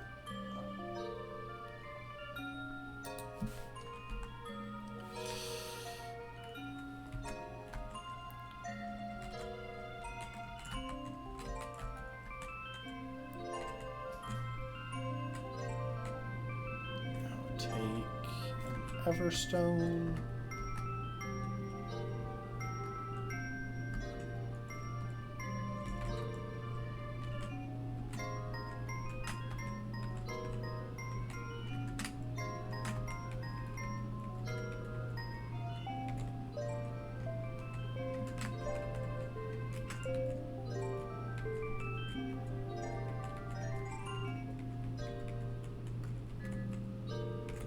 Forest's Curse gives the target an additional grass typing. That could actually come up at some point.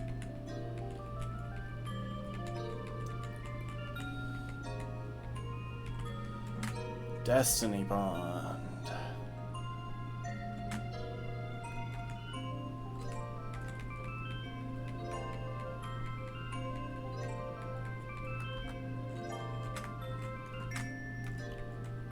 Bermuda. Soak. Soak is surprisingly useful on Bermuda since it lets you change the type of your target, letting you make them susceptible to poison from toxic. But I don't think we're going to go for it right now.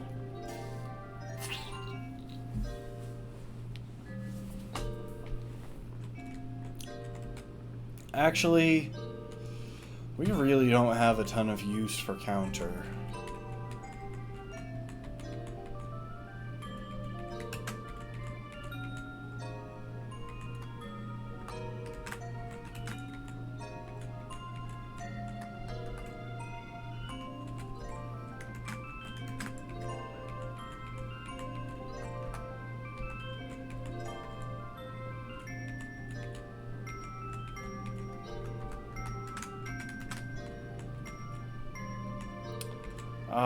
Woodhammer.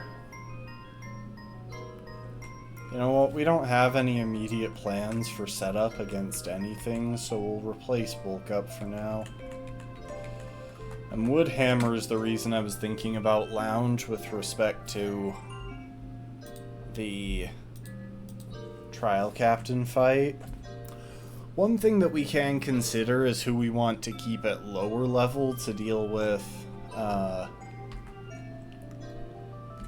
the Dragon Trial.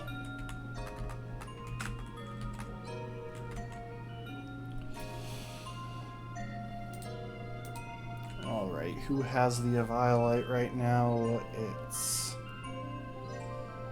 I have no idea. Nope, not you.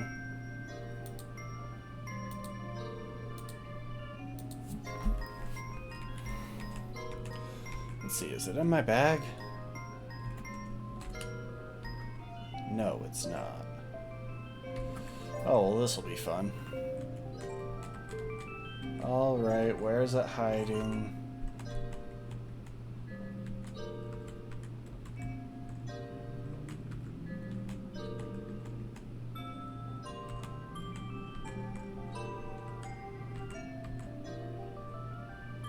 No, seriously, where is it hiding? I don't know.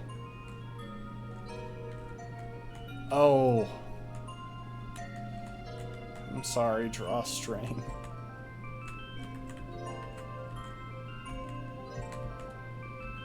And I'm sorry, Zipper.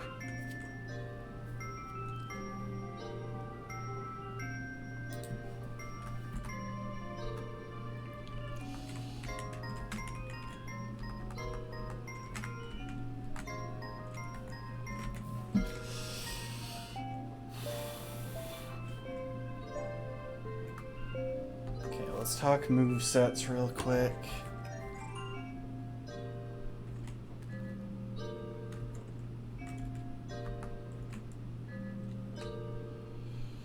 So, for Torkoal, we want Sludge Bomb. There's a bug in here.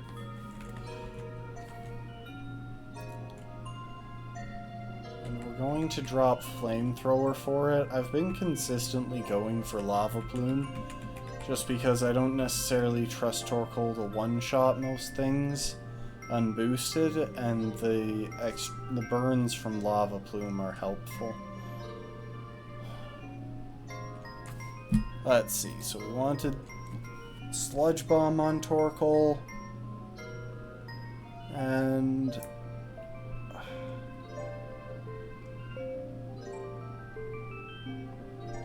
I think I wanted Protect to help with any potential stalling we might need to do to maximize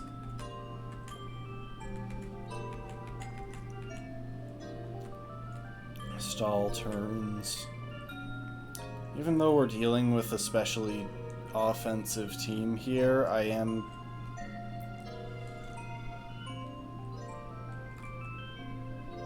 gonna drop Amnesia.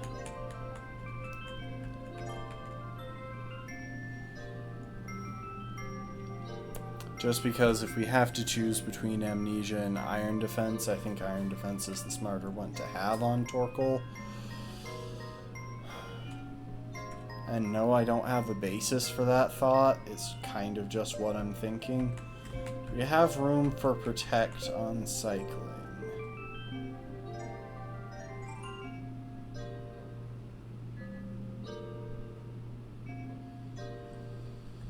No, because we're going to be putting Toxic on Cycling. We have room for Protect on Bermuda?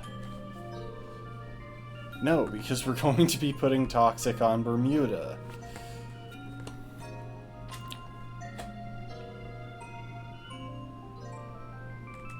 So, speaking of Toxic...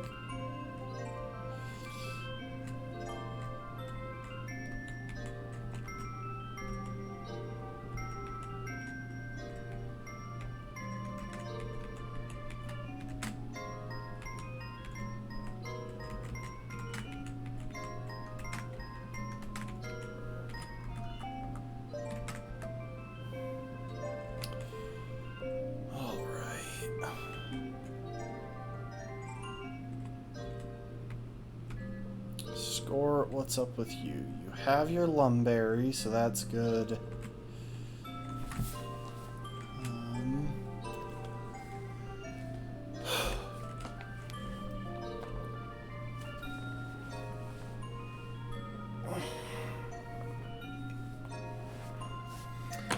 Cycling has Leftovers and Toxic.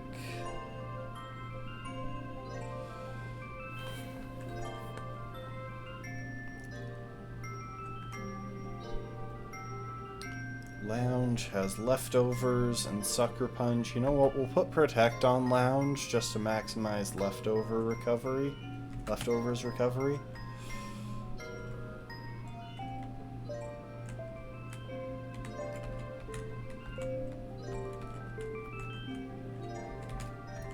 We can afford to drop Return for this fight.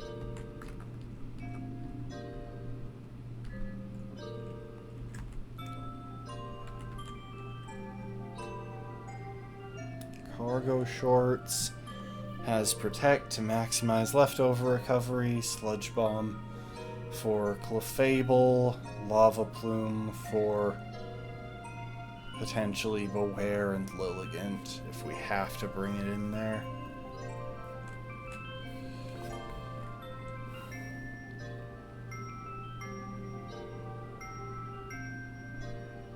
Lounge should be alright with those. Cycling, yep. Skort, yes.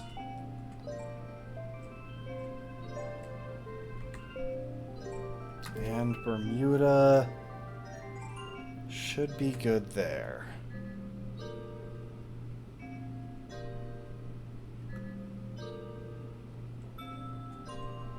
And Pleated has all of the tools needed to support this fight. Alright, time for Lusamine.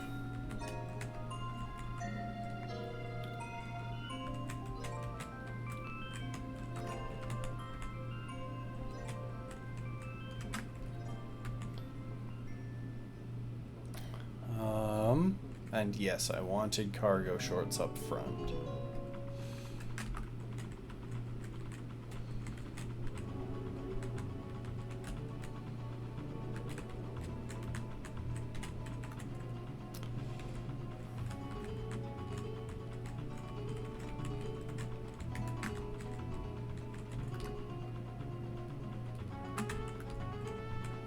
In case it wasn't abundantly clear, Lusamine is kind of just a terrible person. I've been skipping all of the relevant dialogue, but here we're going to be skipping through some stuff where she basically rejects her daughter for what seems to be nothing.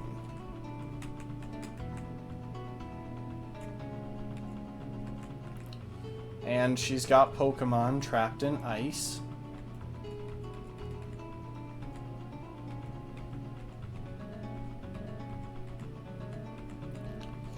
She now rejects her son. And Cosmog is in a box.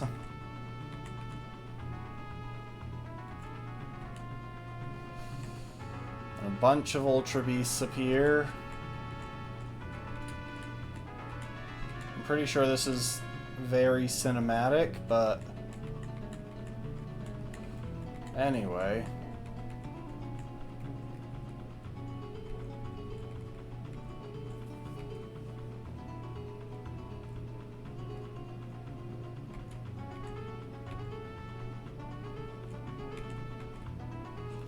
Anyway, now we're into the battle with Lusamine, and funnily enough, while this has no effect on our Nuzlocke because the rules don't change, you can actually lose this battle and the game will continue on regardless. Like, winning or losing this battle has no impact on how it turns out. Why did I do that? This thing has cosmic power. I don't want to give it cosmic power turns.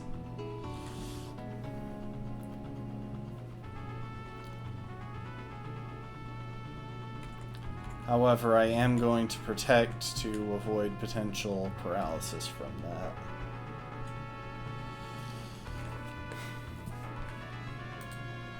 Come to think of it, we are going to swap up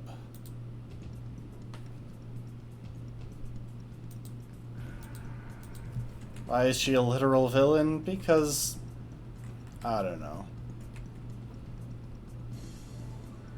Okay, now it's not going for metronome. Unfortunately, there's really nothing we can do to keep it from going for metronome. And it's got magic guard, so even though it just got poisoned, there's nothing we can do about that.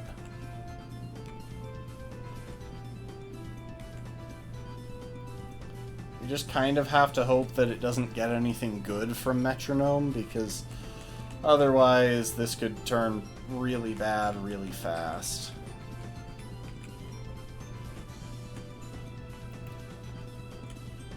And she might have items.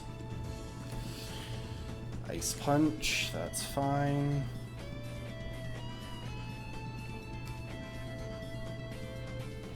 So yeah, she survives on 1.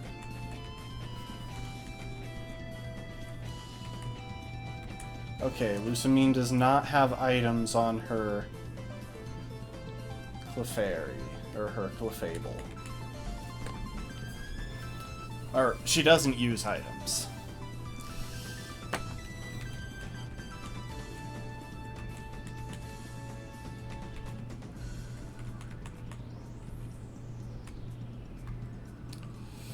Okay, now to start stalling this thing out of hydro pumps. And also to get a little bit of extra leftovers recovery.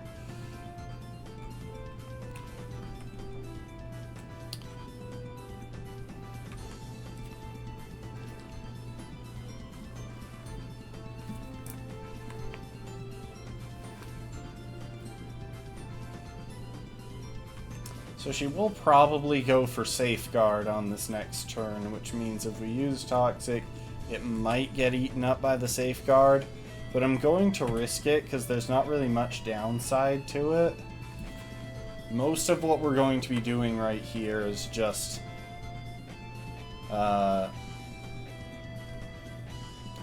protecting.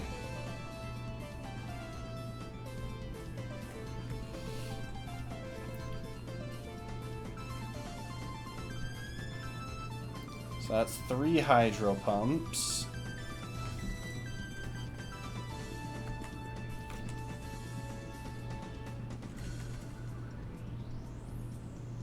Four hydro pumps.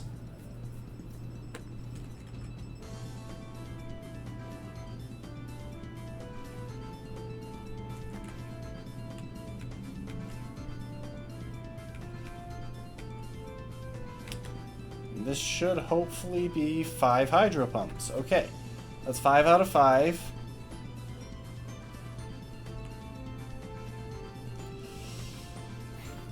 Milotic is a pretty Pokemon. We do not want Milotic to win, though, because it is far too tall. It is too tall to win this challenge.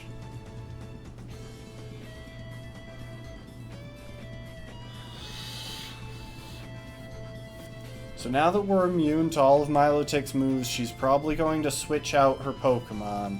That'll give us a clear shot for Leech Seed. Yep. She sent out Miss Magius.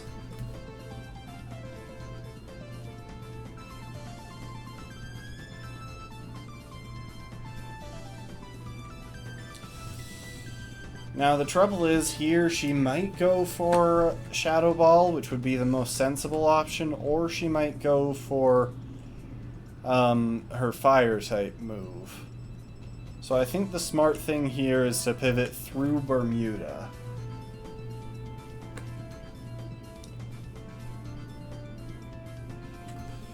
And she just goes for her least effective move out of all of them. Luckily, we are going to be getting some Leech Seed chip from this Miss Magius. So that paired with Toxic should actually make this matchup pretty safe.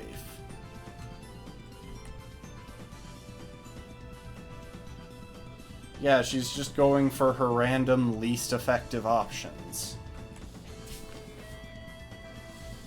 For some reason. I forgot how garbage Lucamine's AI was.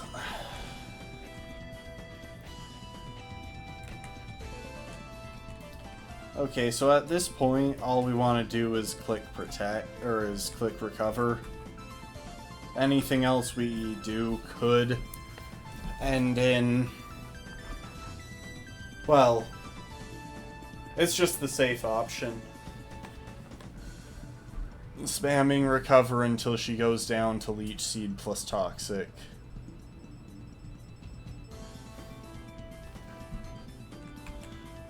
You know what, I'm going to use Soak this turn, because I'm pretty sure we'll still get healed back to full from Leech Seed and leftovers. We'll be pretty close to it, and she should go down this turn. I just don't want to waste all of my recover PP.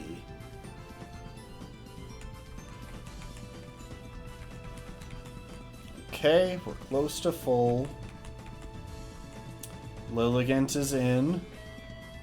So now, all Skort needs to do is take a Petal Dance on the switch, which we quad resist, even if it's hitting our weaker defensive stat. See what I'm... Wait, does that lock us in? Okay, no, it doesn't. That would have actually been a really big problem if we had gotten locked into her Petal Dance. Because we were only doing a little bit more damage than her. Okay, Beware is in. We could probably finish this thing with Skort without too much trouble, but I'm taking the safe route, going into Pleated. I think this is her last Pokemon. No, she's still got, she's still got Milotic, but neither is actually an issue.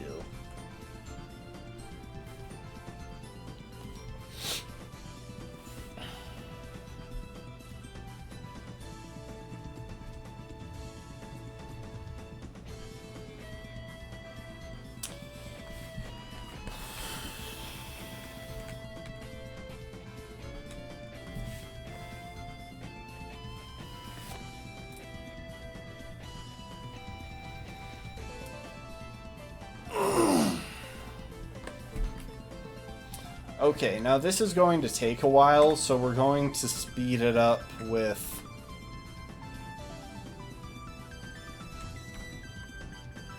well, speed up. Because there's nothing that her remaining Pokemon can do to us anymore. We are going to try for Will-O-Wisp, but we probably... yeah, we underspeed.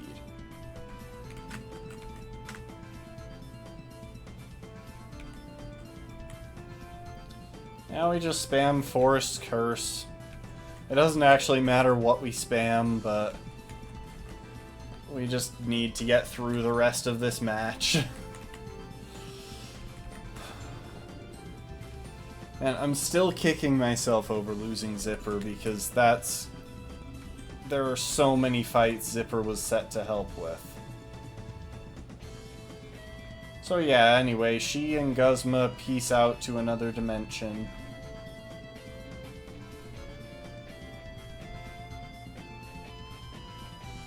And Nebby evolved into Cosmoem.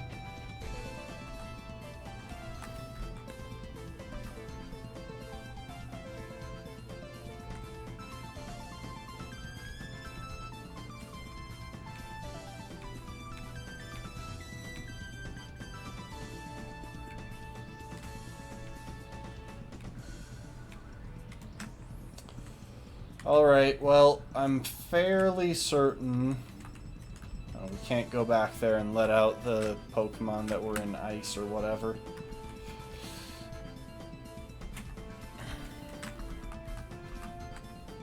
I'm fairly certain we're done at this point. And she gets a makeover. I don't know what I just button mashed through.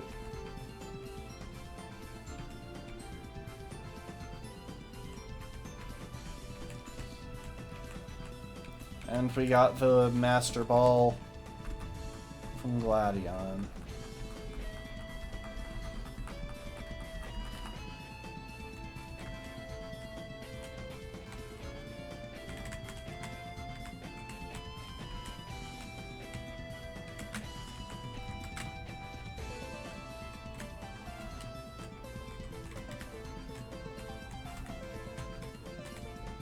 Wait, I went to the docks. Where's our ride?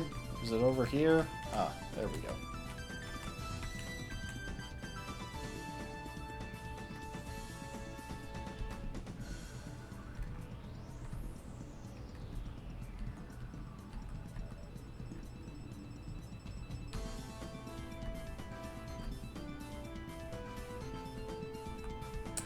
Yeah, plot. Okay, anyway.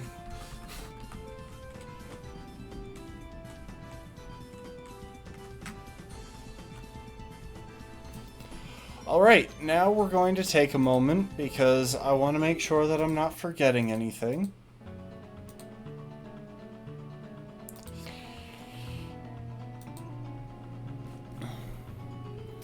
Any random battles in the middle of town here? No. Nothing until the post-game. Oh, I'm gonna keep kicking myself over that. Losing Rabombi was just so stupid of me.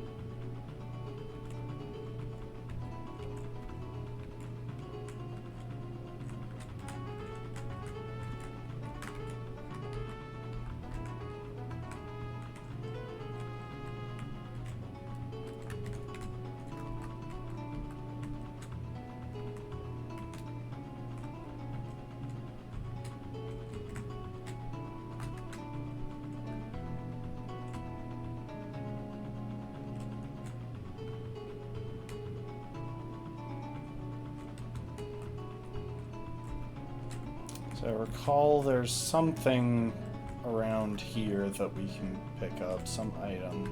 Ah, TM for flash cannon. And we are going to fish. There's a reason for that. There are a couple of useful items that we can pick up around here. So we'll see if we can get a couple of sticky barbs.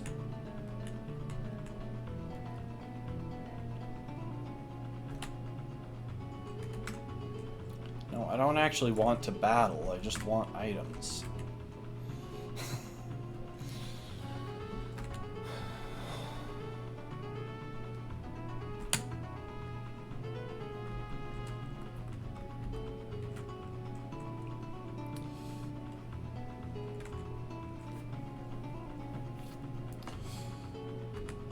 I think in this patch of water, the only useful item is Sticky Barb.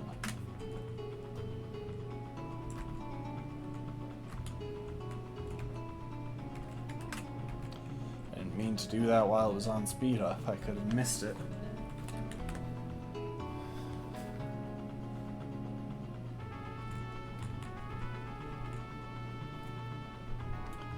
I don't know if there's just one sticky barb or if there happens to be, or if I can get multiple. I've kind of assumed that I could get multiple, but I might not even bother. It's not that insane of an item. Like, it can be helpful in a couple of situations, but that's about it.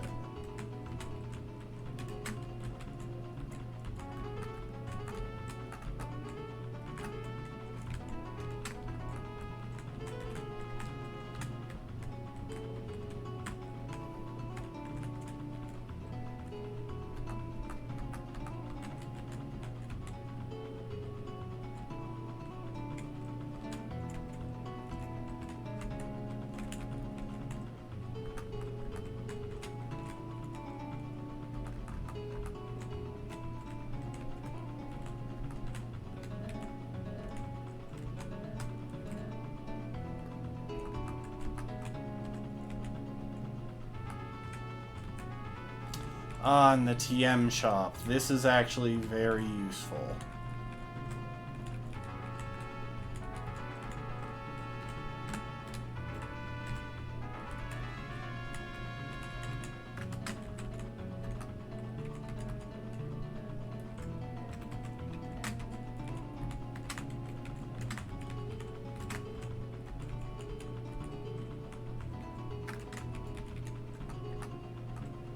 We just got several fresh TMs, a couple of which are even useful.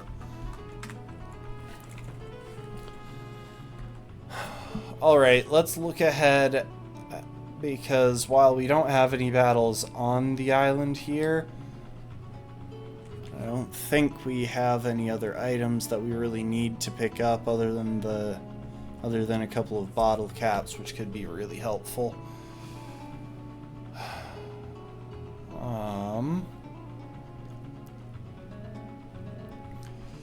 Yeah, what's coming up in Pony Wilds? Do we have any encounters? Okay, so in Pony Wilds we're probably going to rappel through until we get a Wimpod, because Wimpod is the only encounter here that we can't get somewhere else. We could get an Execute, but Execute is the only encounter on in the next area, so yeah. That's it as far as encounters. And there is an ace trainer who's got a pretty serious poison team.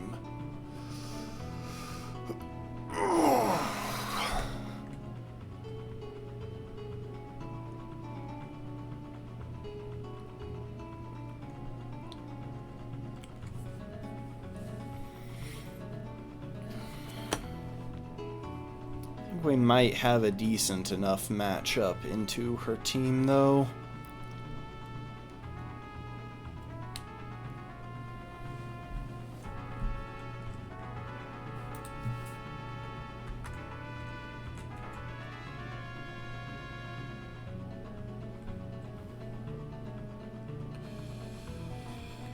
Okay.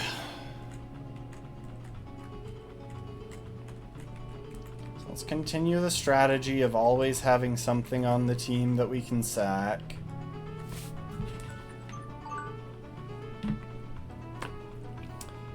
And let's shake up what we actually have on the team right now.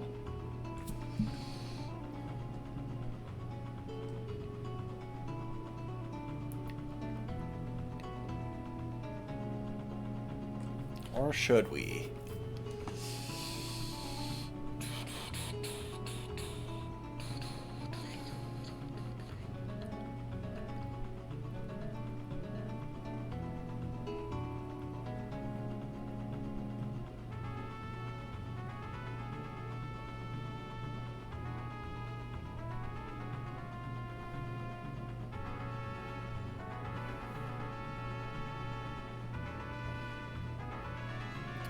looks like this team should be fine for clearing the upcoming route.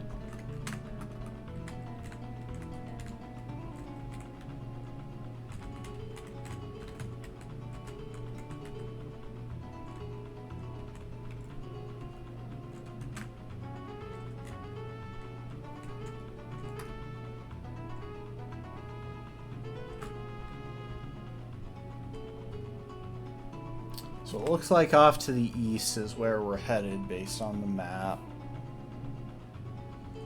I'm guessing that off to the west here on the beach is where we're most likely to find our Wimpod encounter.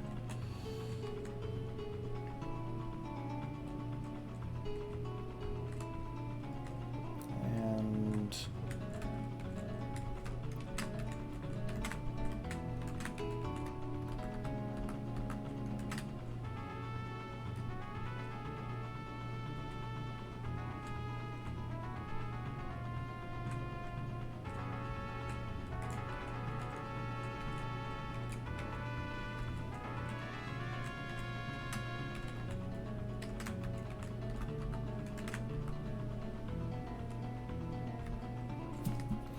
how high level are the Pokemon here? Oh, they cap at level 43, which means repelling through here won't actually help. We need at least one Pokemon at level 44.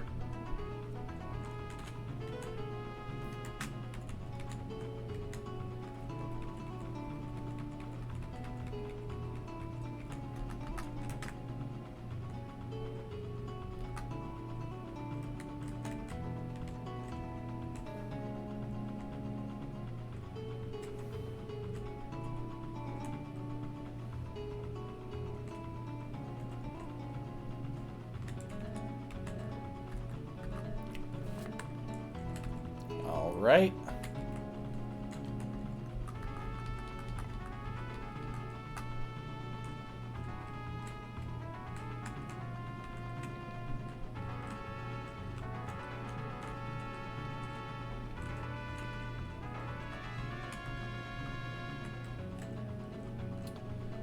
I see. Okay.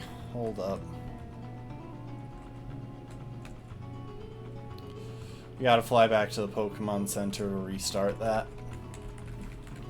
See, the thing with the overworld Wimpods is that you have to plan out how you're going to actually run into them.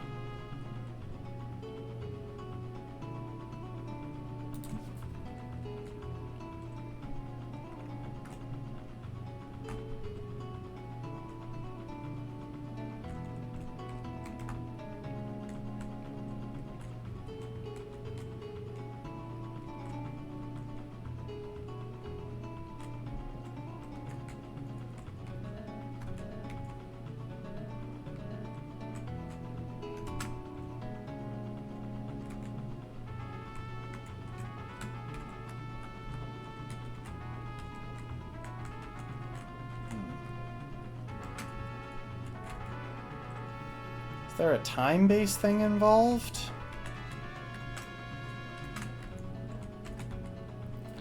Here, we'll try something.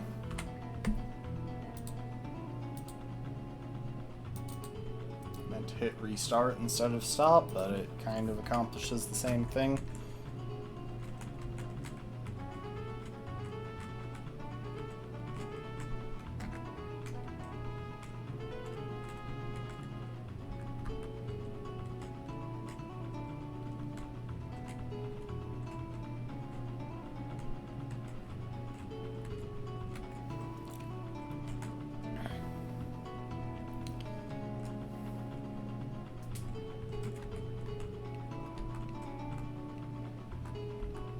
Maybe I have to come at it from below?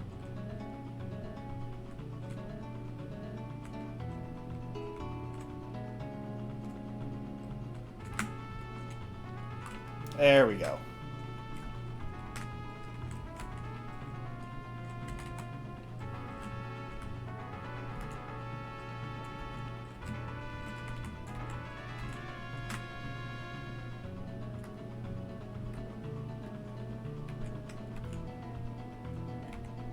I don't know what type of shorts this thing is, though.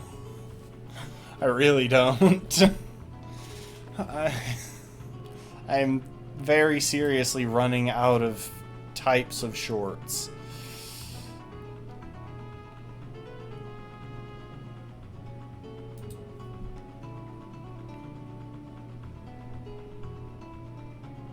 Sure, you can be rap shorts.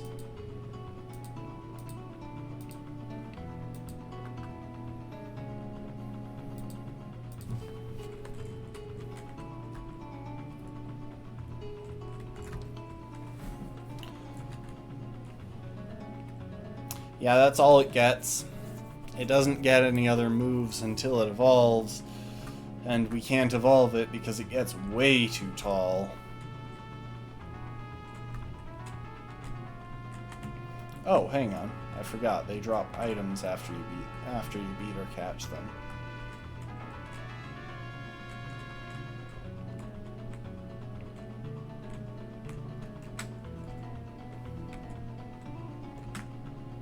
Okay, that is not the Oricorio I thought she had.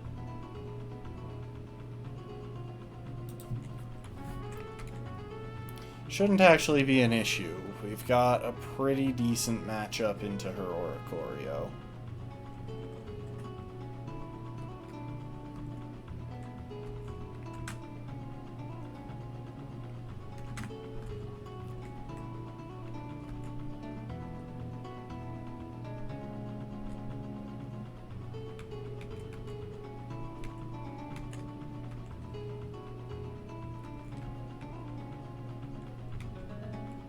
Okay, paralyzed, foul play.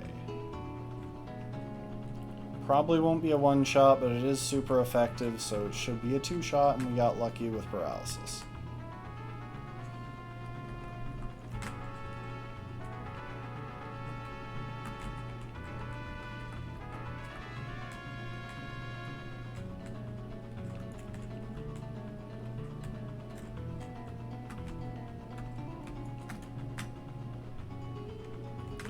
Brawler, why? There's no reason for you to be here.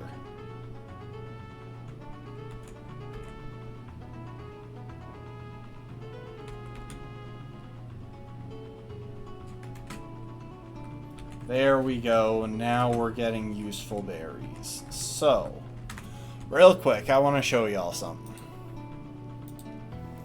The list of berries on this path.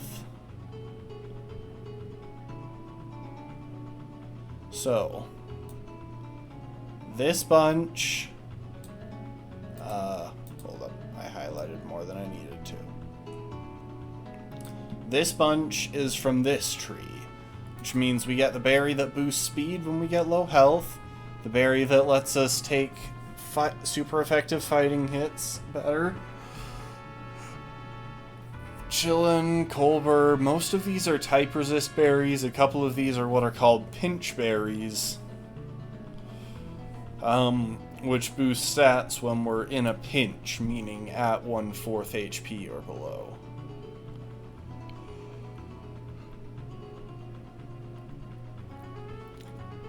Like, there are 3 berry trees on this route, and they all give us an extremely useful supply of berries.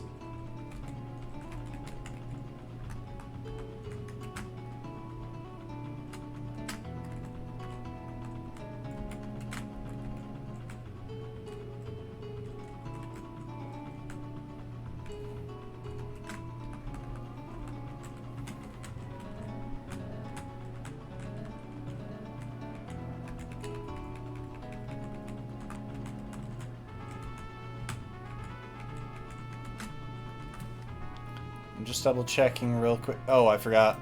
I forgot to take that down when I went back to gameplay.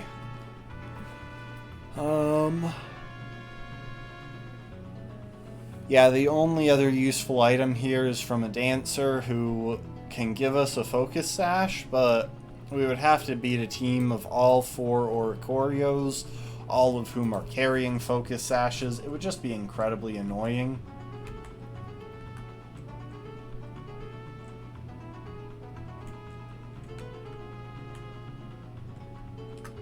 So, you know, why bother?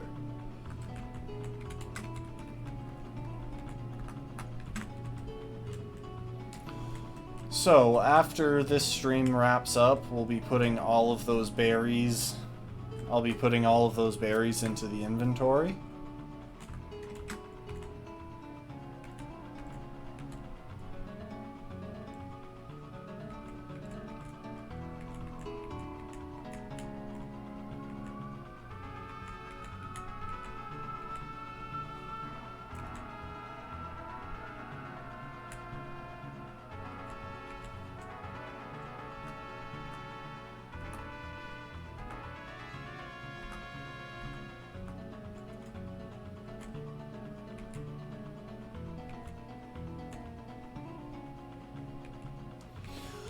We get Machamp! Finally! Holy crap, okay, this just changed all of our plans, really. We are going to take a second and explore around here. Just because I want to see what items there are around here. Actually, Ancient Pony Path, it's only the Frost Breath TM and Poisonium Z, so...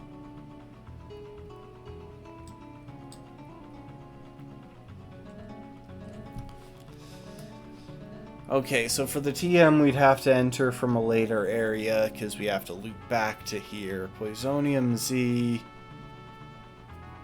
is from Plumeria after we have the Sun or Moon Flute. So I think that's now, but I could be wrong.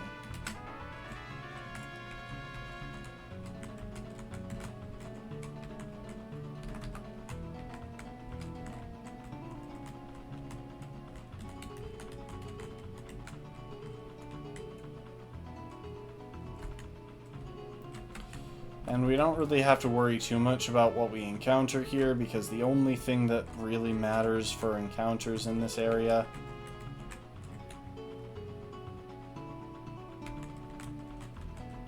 is... Okay, yeah, that's the TM. We have to get to it from down there. The only encounter that matters in this area is Execute, which is right there. Nice.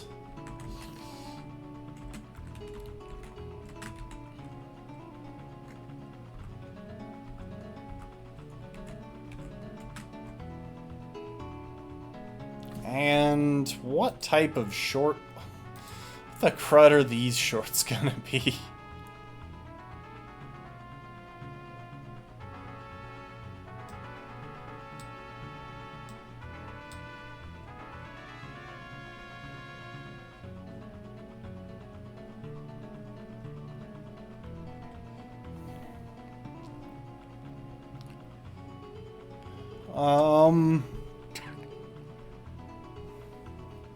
You can be tweed shorts.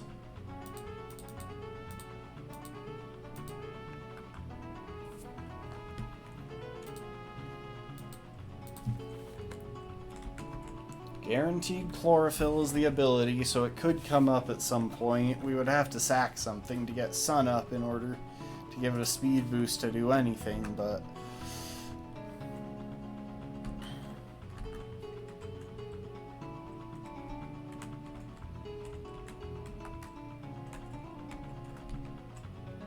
I'm guessing we get stopped if we try to go up to Ancient Pony Path.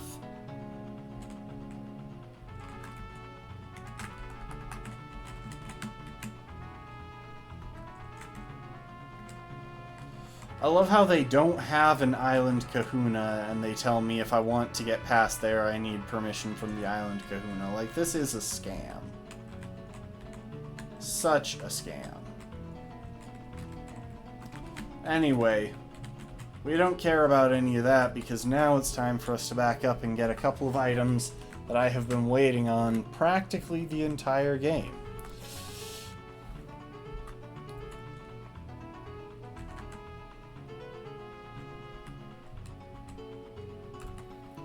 So, first we fly to Mele, specifically 10 Carat Hill.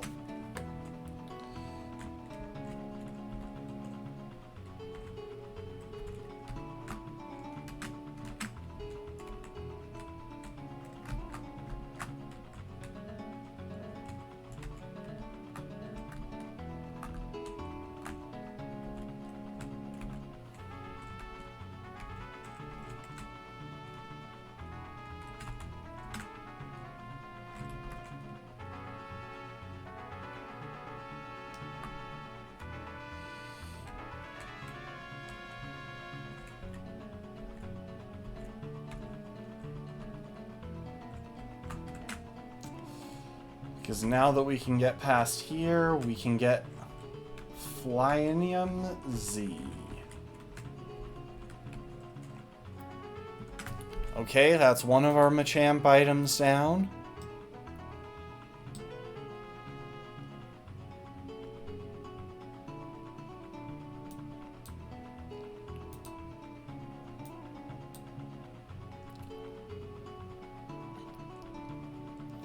Next, we need to head to Lush Jungle.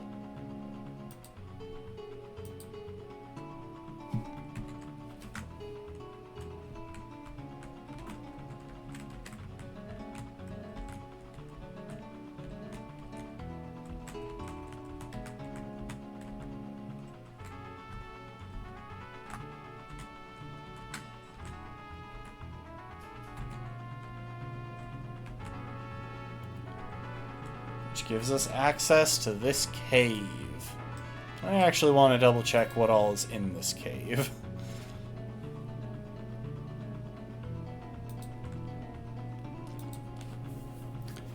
So, cave, bunch of level 40-ish Pokemon.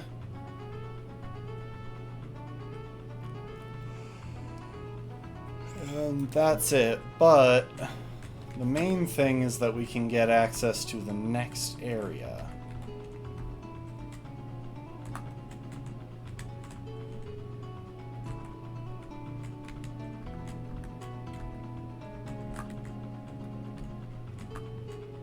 Ah, jeez. I messed that up. Dang it, do I really need to restart the to reload the area in order to do that again? I hate you. Why did it go that far? Is it just how long I hold B?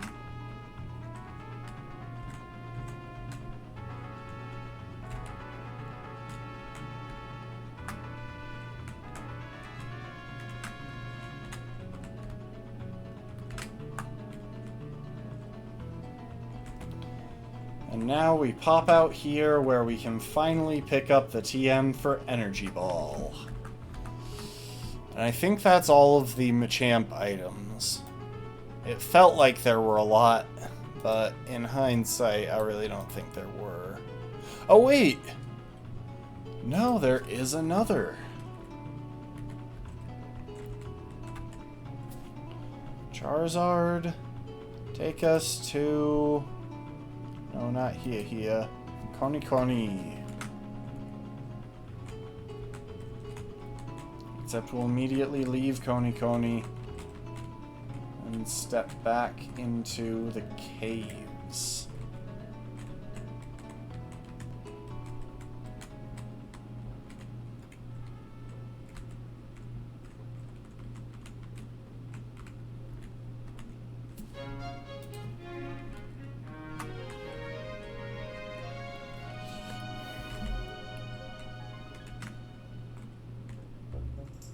Hello.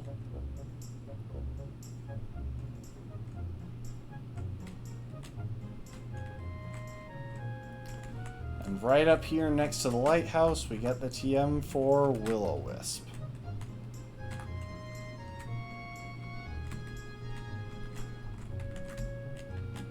And I bet we can... Wow, we can't even open that from that side. Alright, is that the last of them? Will-O-Wisp and Flyinium Z are definitely the stronger ones there. I don't know when exactly we'll use Energy Ball because we don't have any good grass types. And while it's nighttime, we're gonna revisit the desert.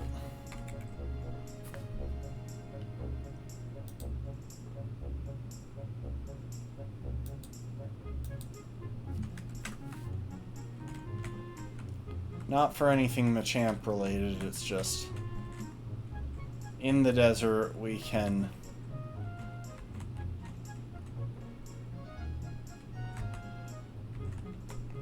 oh my gosh, so many of them.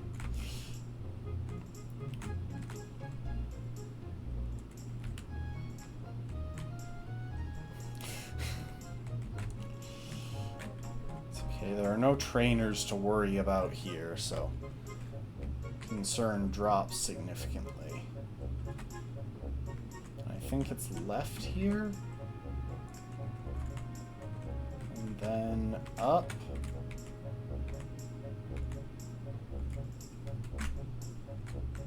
They're looking pretty bleary.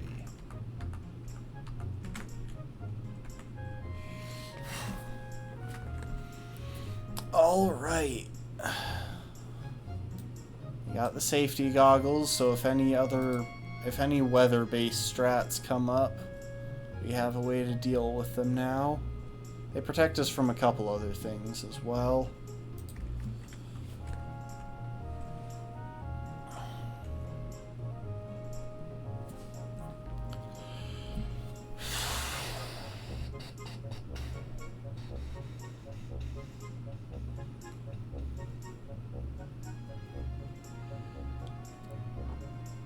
Wow. We've actually made it as far as my notes go. I didn't really expect to get through this much this fast.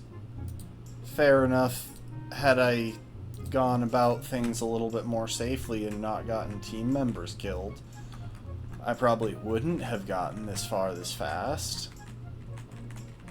But on the other hand, my team would probably all still be alive.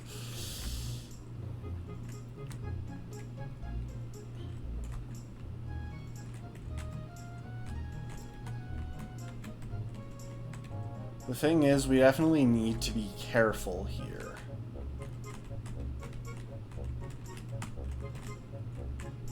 Because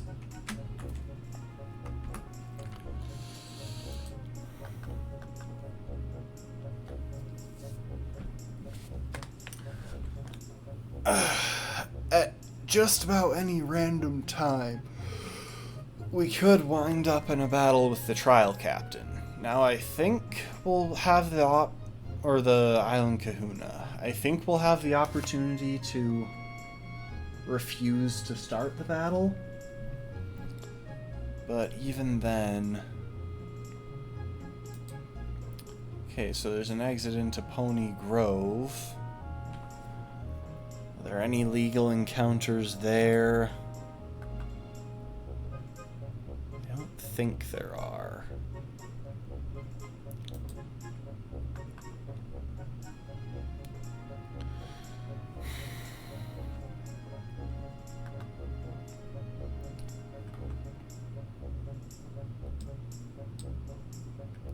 Yeah, there's no reason, it seems, to visit Pony Grove except to get to Pony Plains. Well, Pony Plains. Oh, we might not even have... I don't even think we have access to these locations yet. I think they're post-game. Just by the level of the wild Pokemon. Okay, what about Pony Breaker Coast?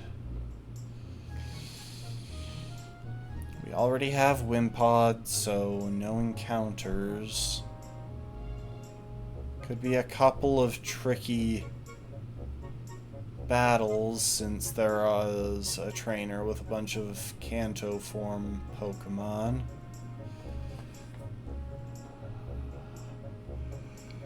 TM's 98 and 94. So that's Surf and Waterfall. I have to defeat a couple of swimmers to get those. The positive is that the Graveler, or the Kanto trainer, seems to only really have... The crap are you doing? Weirdo. Look at that guy. He is just literally peering through there. Apparently we can sneak past. And this guy is going to block our entry.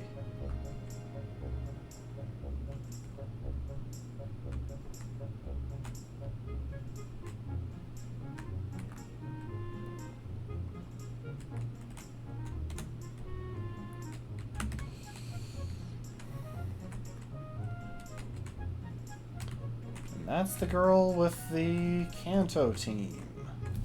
She's got a bunch of Pokemon that got Alolan variants.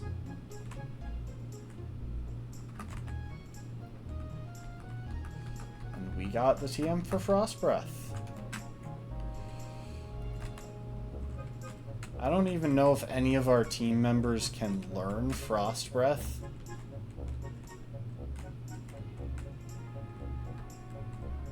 Okay.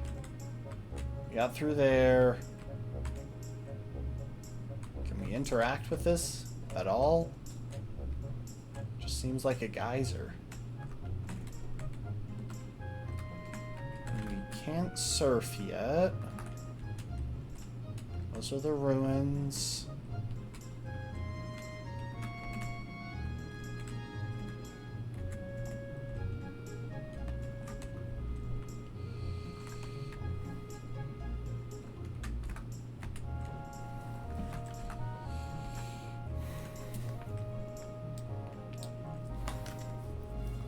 Okay, Ruins of Hope.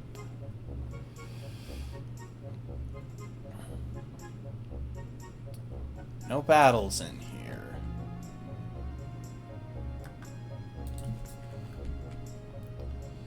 Yeah, I don't know how we're supposed to get those TMs that we have to battle some swimmers for.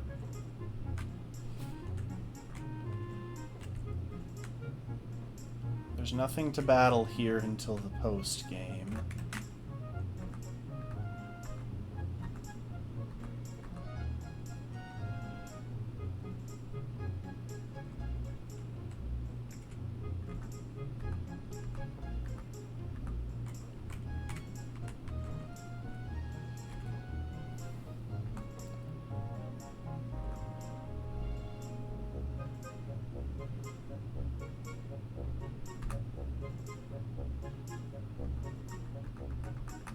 Oh, it was just giving me a Machamp shove tutorial. Okay.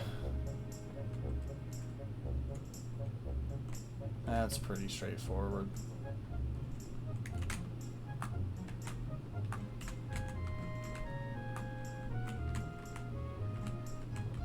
Hi, Hapu.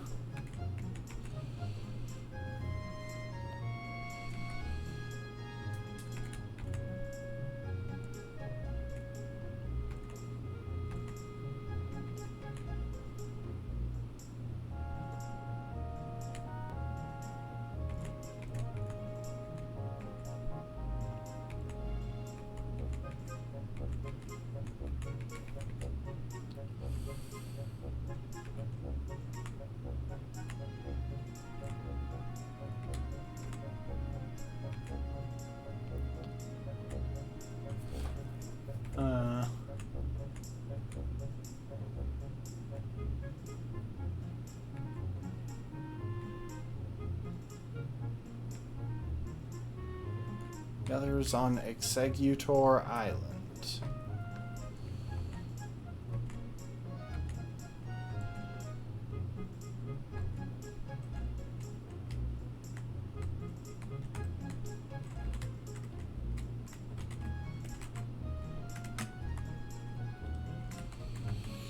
And we'll just neum back to Executor Island.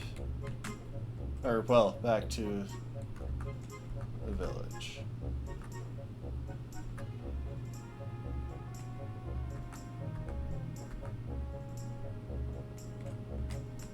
Okay, well, Lily, you take care of that. I'm gonna go heal up my team.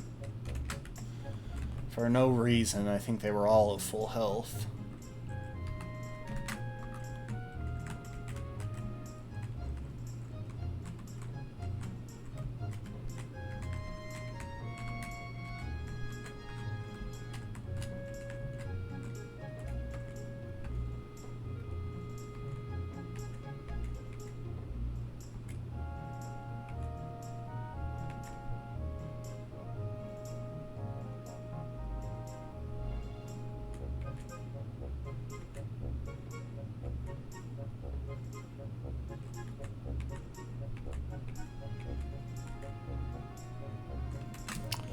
Alright, let's see what the deal is with Executor Island.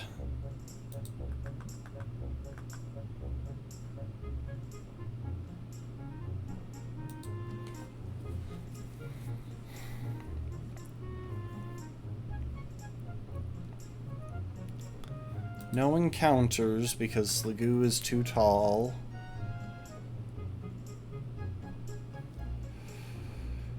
Yeah, it looks like it's just getting the item. Like, there's no other reason for us to be here.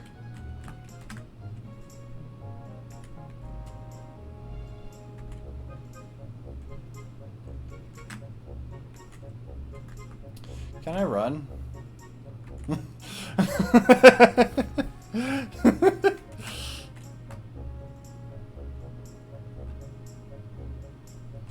And somehow Tall Tree is a dragon. So that's exciting.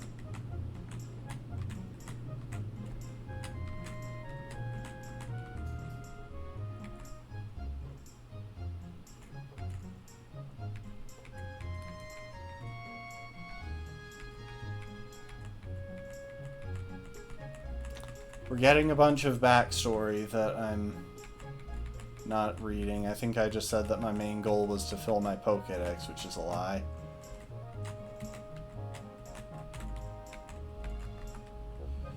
Well, we just got the item to evolve Milotic. We don't have a Milotic, and we won't... Or we don't have... The item to evolve Feebas into Milotic. We don't have a Feebas, so it's kind of a moot point.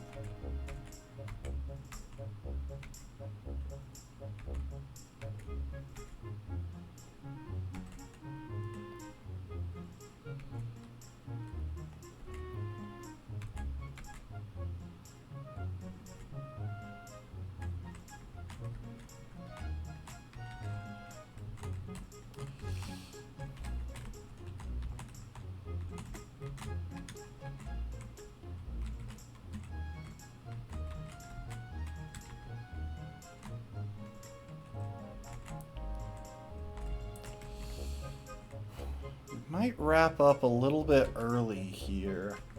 I know it hasn't been a long stream, but I'm kind of hesitant to dive straight into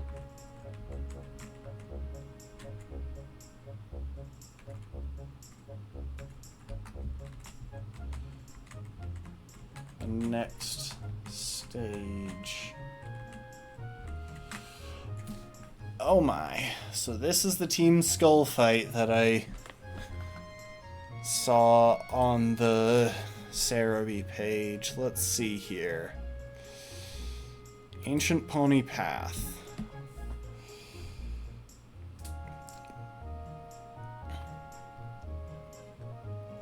There's a Team Skull Grunt who has Salandit, Marini, Haunter, Golbat, and Raticate.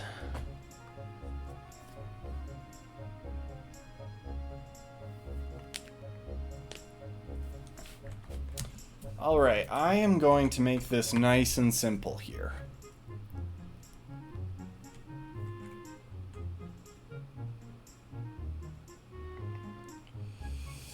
Let's see, where is our pink nectar? Scorp, drink the pink nectar. Oh, I forgot to max out those too. I haven't been boosting those. I really need to. And where's the mind plate? Okay, where's the twisted spoon? Because I clearly can't remember what the psychic boosting item, or what the psychic boosting plate is called.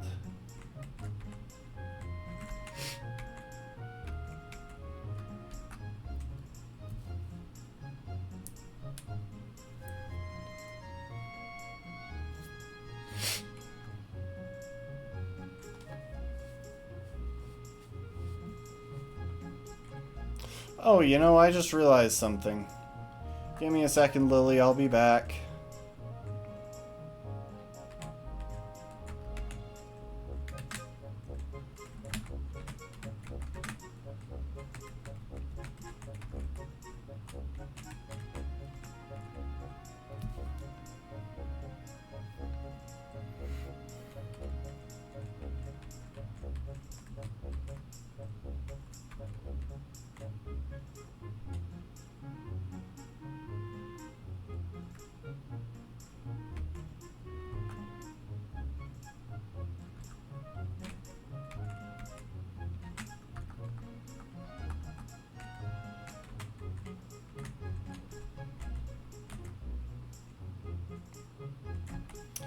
So, I think my strategy into the upcoming fight is pretty obvious.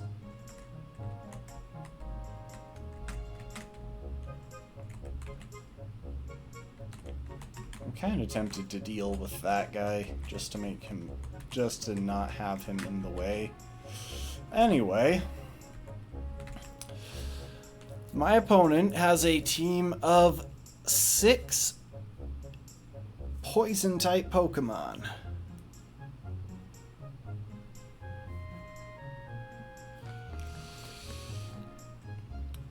And 4 Poison-type Pokemon and 1 Dark-type Pokemon. So the plan is very simple. We go in with Scort. We fire off a powerful Revelation Dance. That'll bring in the Raticate. We switch out because the only thing it'll go for is Sucker Punch. You know what? I'm just going to show rather than tell. Oh. Except we do have one other fight first.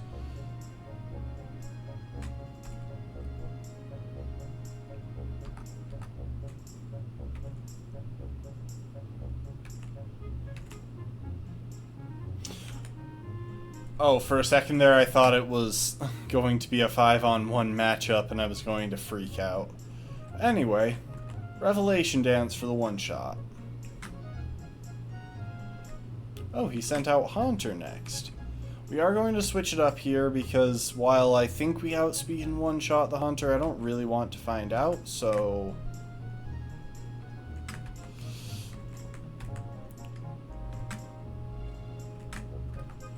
There's Raticate. Fun fact about this Raticate, it only has 1 Dark-type move, and that is Sucker Punch. So, Pleated gets to deal with it. And it's just going to keep going for Sucker Punch, while I Will-O-Wisp and Leech Seed it to death.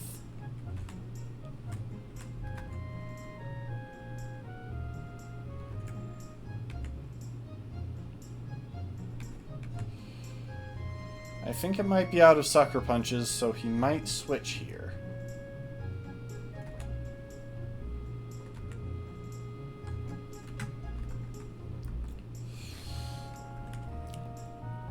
Okay, there's Marini.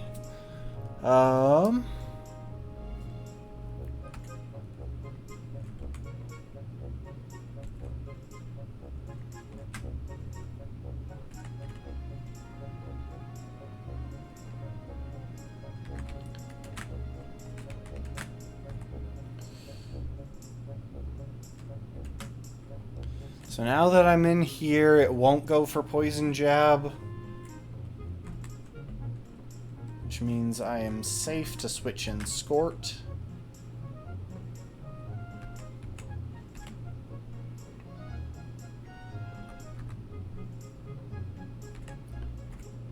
And then I Revelation Dance my way through the Golbat, and we're done. And then she gives me an item, I believe.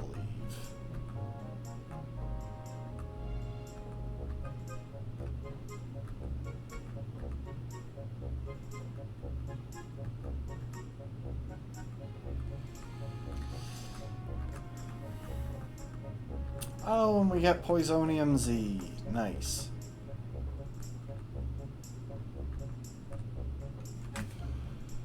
Alright. Now the thing is, I think we get jumped by Hapu pretty much as soon as we enter here.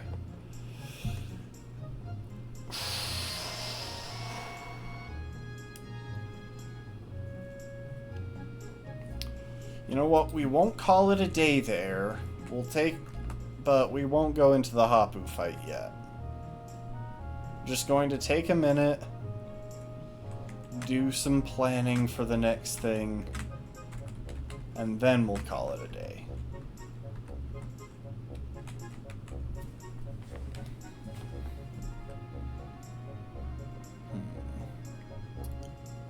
Alright, so Vast Pawnee Canyon. We immediately get challenged by Hapu.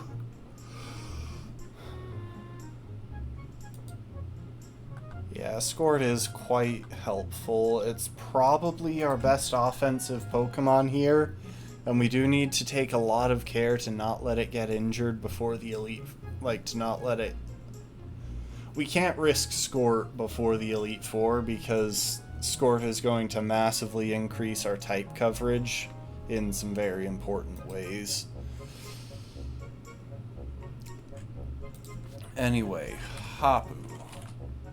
Or, you know what? Vast Pawnee Canyon.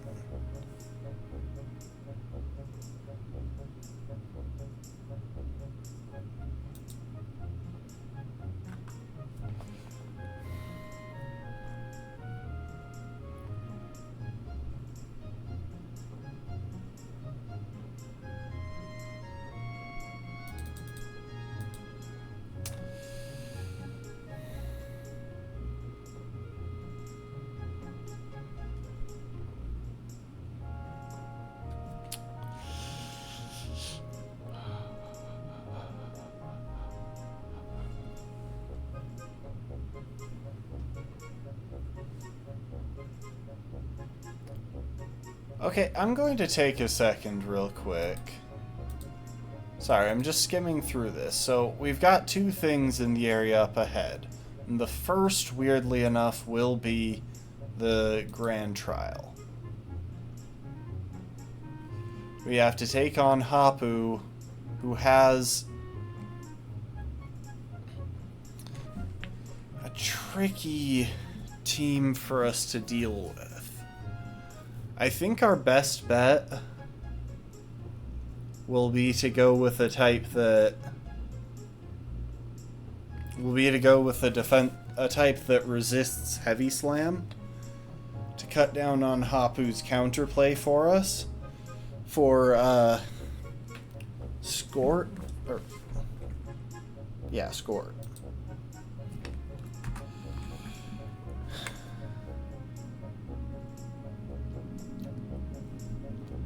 But of course we need to get to that point first. And that's kind of the tricky bit. Doug Trio should be manageable as long as we're smart about it. It can't... Yeah.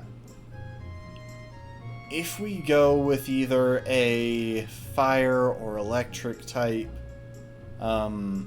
Scort, we should be able to very safely get off a couple of feather dances into it. Do we have the TM for Dazzling Gleam? Hold up, I need to check this.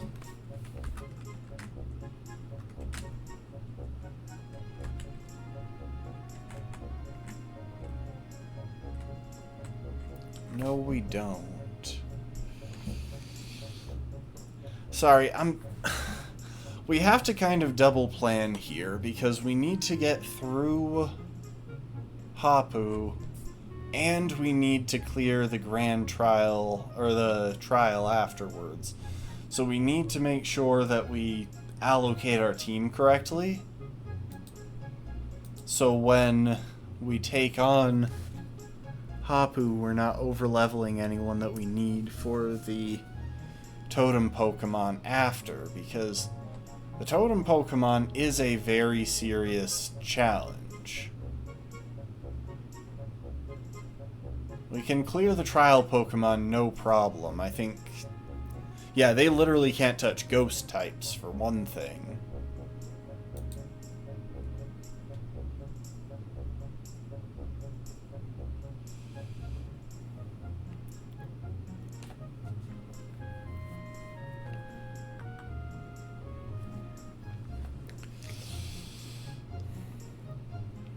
And it's honestly surprisingly doable to one-shot the Totem Pokemon if we have a strong enough Fairy-type move. It's just a matter of having a strong enough Fairy-type move.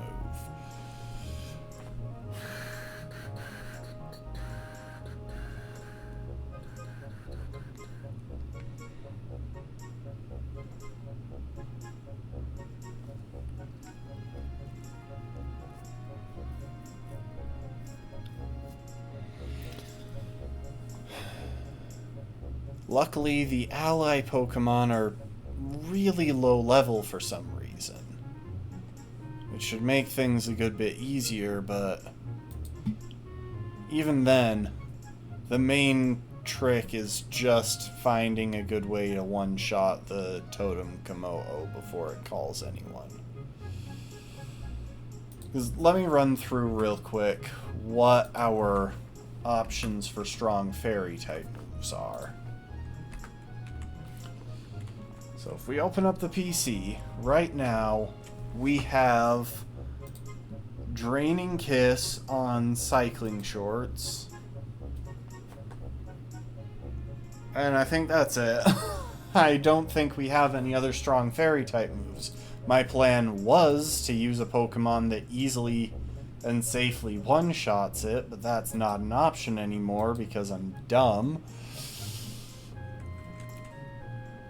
So the only other option would be to get a fairy type move on Pajama.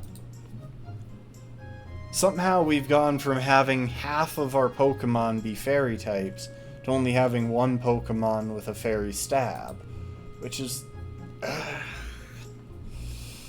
I'm so mad at myself for losing Zipper to Faba. Like, the guy shouldn't have even been an issue. There were so many better ways that I could have fought that fight. And had I just not been going full speed on speed up and ran into that fight, I could have seen him up ahead and realized, wait, I should turn around and prep for this fight instead. Look, as far as it goes, the only thing that Kommo-o can do to threaten cycling is Sky Uppercut, which means there's an argument to be made for just going in there, firing off a move to nerf it, like Thunder Wave, and then staying alive with Draining Kiss, while just accepting that Hakomo-o and Kommo-o will be doing some damage with Sky Uppercut and I guess Flash Cannon as well.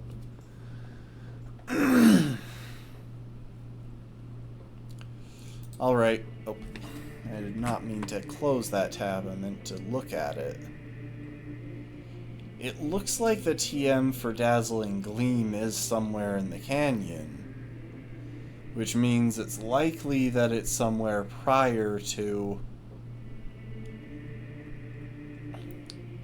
the trial.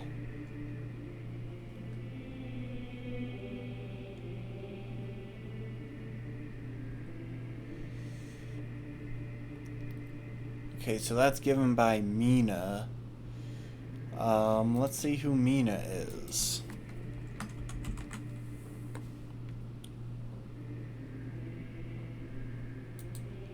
So it's after the third cave.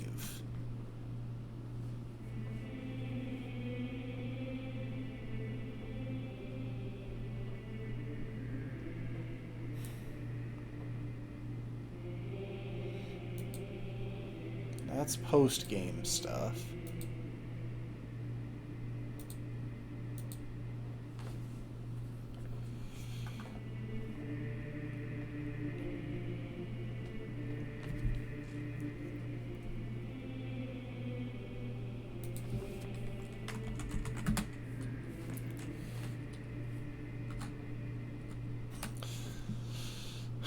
So, after the third cave.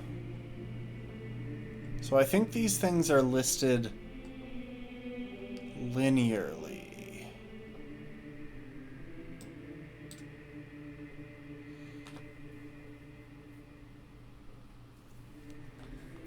The trial is at the very end, so we should get the fairy type Z move.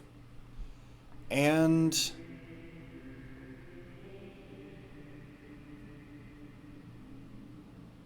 we should get access to Dazzling Gleam.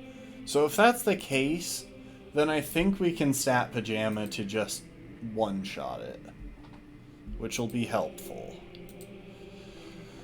So with that taken into account, I don't think we have too much to worry about for the trial Pokemon.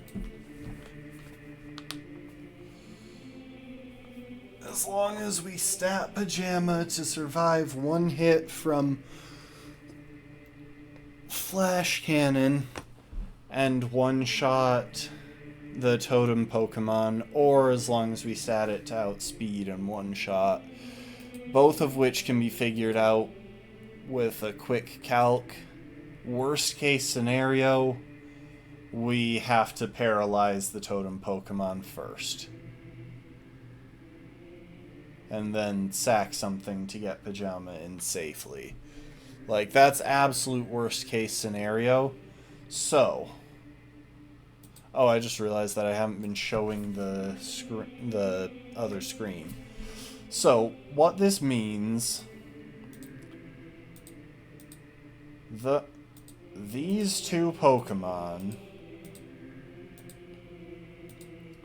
Pajama Shorts and Cycling Shorts, will be separate from the...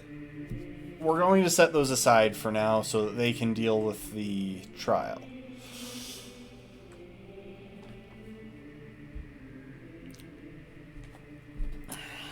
Now, because this is a bit of a weird situation, we have to consider a few things. See, the trouble is, normally the level cap is based on the next major boss fight. In this game, that means Island Trials and Grand Trials.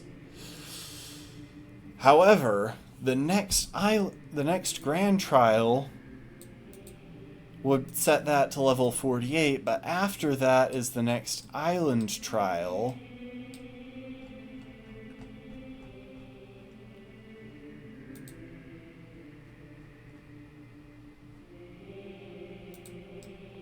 Which is level 45. Makes it really hard to juggle this scenario.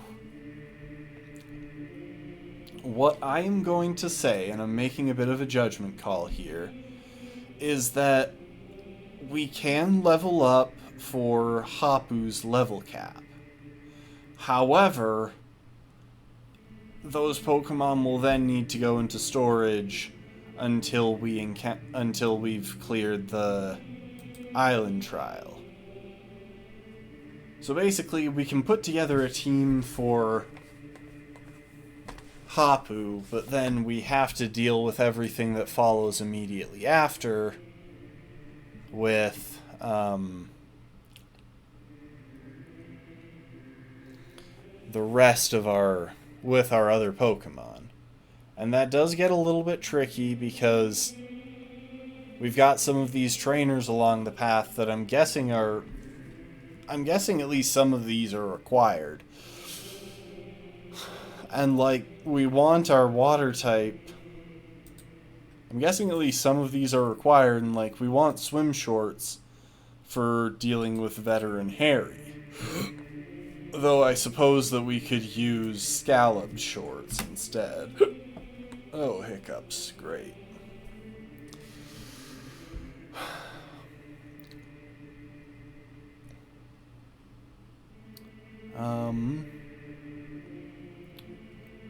Oh, and here's one where we'd want a fire-type move. Well, I guess there's not really much reason to take Torkoal into the Grand Trial battle.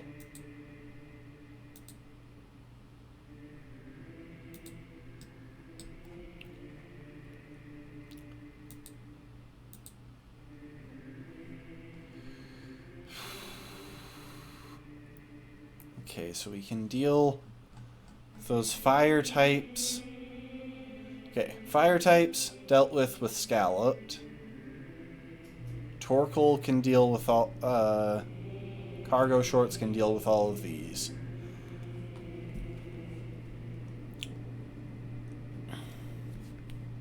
We've got fairy types for the dragons. Tangoro, again, fairy types to deal with that. Poliwrath could be a bit tricky, but it looks like it only has normal and fighting moves, so we can shut that down with a ghost type. This one is a bit worrying.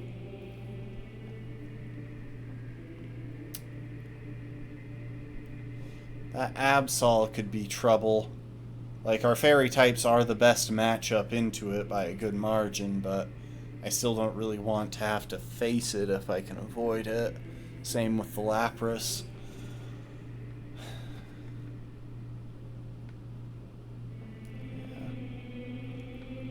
That Lapras is actually pretty tricky. Off the top of my head, I'm not immediately seeing what we would use to deal with it. I suppose we could go with the safe approach and just use Bermuda. It's veteran.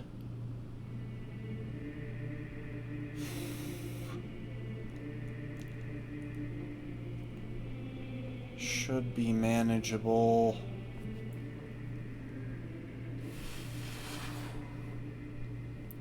Let's see, we have Klefki for Stoutland.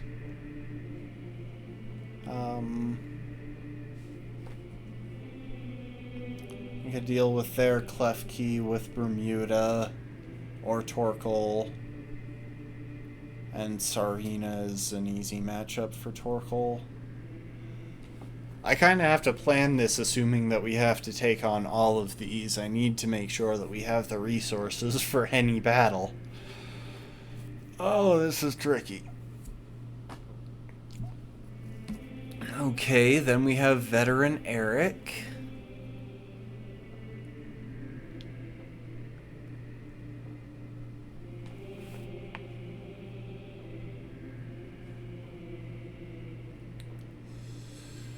See, I do kind of want to be able to take Bermuda into the upcoming fight as well. It'll be useful for some pivoting, and we could actually use it to set up...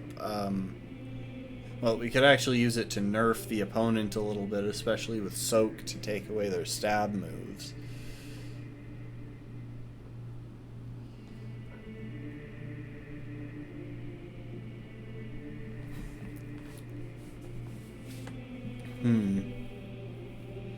You know what just occurred to me? We have Calm Mind now. We actually have Calm Mind, so we can do some setup strats with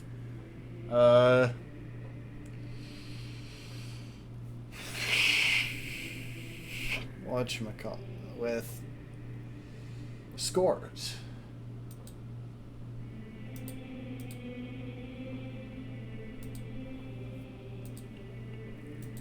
That's worth thinking about. Okay, Granbull, Cloyster, Golem.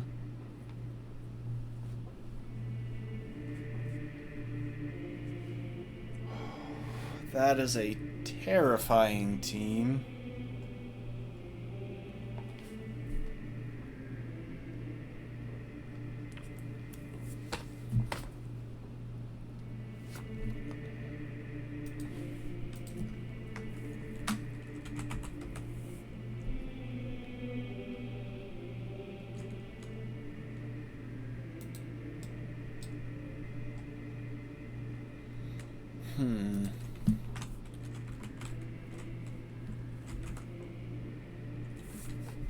Veteran Eric. Why do none of these sources specify their ability? Come on.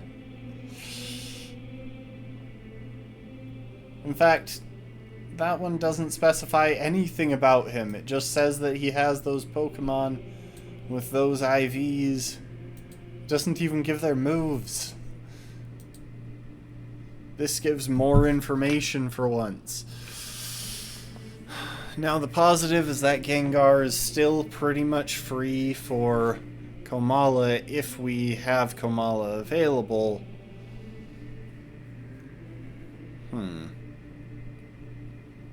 If we don't, then this becomes a lot trickier. And we would have to find an opportunity to set up against the earlier Pokemon. Which probably wouldn't be easy, especially since Granbull is an obvious issue. With Roar, we can't set up against that. Ugh.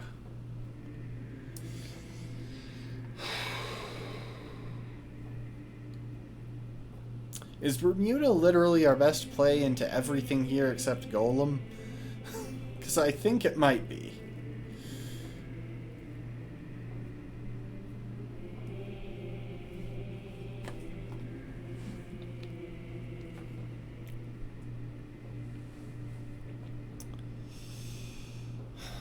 Okay, we'll set that aside for now. That seems like the type of fight that they would make it possible to avoid.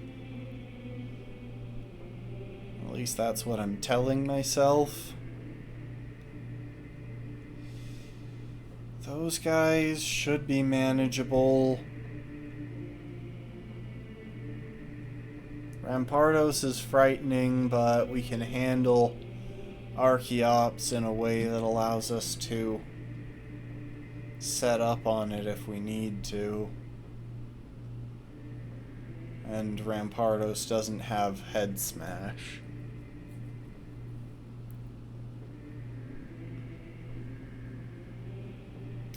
Not sure if I'm actually prepared to plan for all of this ahead of time. It might be better to take a look at Hapu and see what we really need to win that match, and if we need to outlevel there. So as far as Hapu goes, there are a couple of things that come to mind up front. The first is that this team really struggles with, The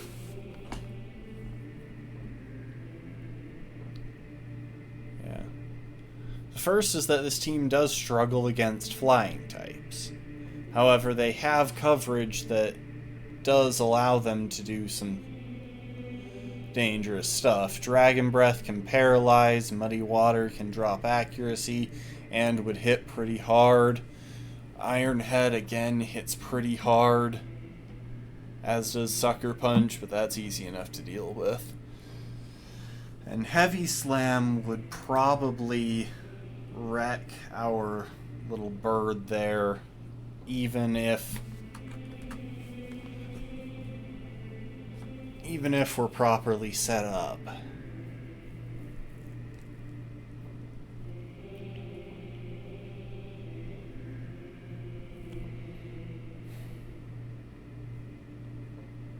Now, with that said, we are going to want Skort around. And the reasoning for that is pretty straightforward. Skort has a good way to set up on Dugtrio, especially if we send in Bermuda ahead of time to fire off Soak and remove its stab. That would be pretty ideal.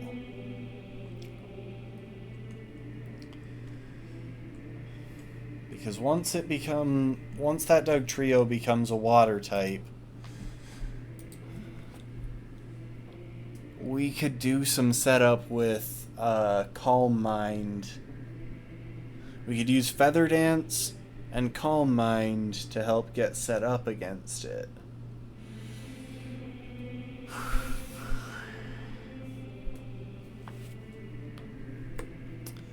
The trouble is that we don't really have a good way of taking advantage of that setup.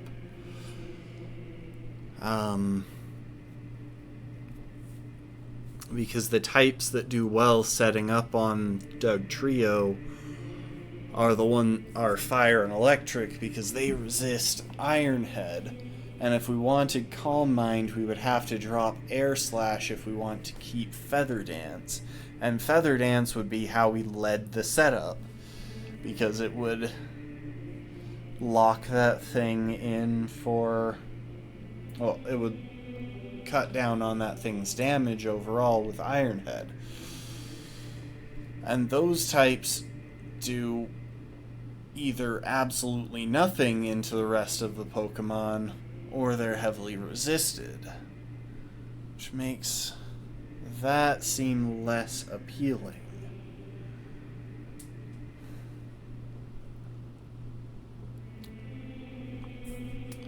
Like, regardless of how we handle this, we can deal with the Doug Trio.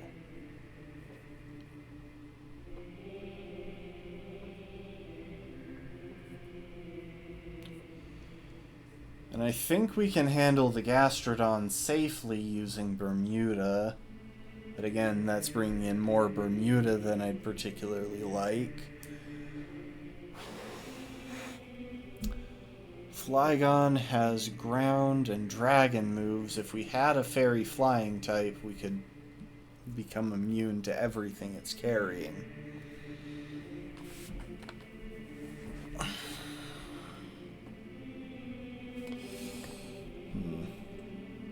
I want to check something. Wishy-washy. Can you learn Frost Breath? No. Who actually can learn Frost Breath? Is there anything on our team?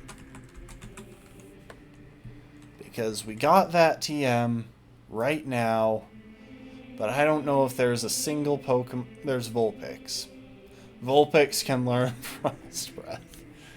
Why do I get the feeling that is the only Pokemon we have that can learn it? They didn't feel like giving it to just some water types? No. Okay, so Frost Breath is limited to just Vulpix.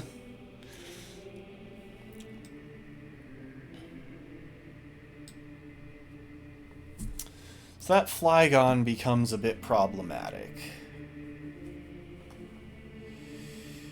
We do have another fairy type that could potentially set up on Doug Trio, though. It's just a matter of how we handle it. Or, not another fairy type, another flying type.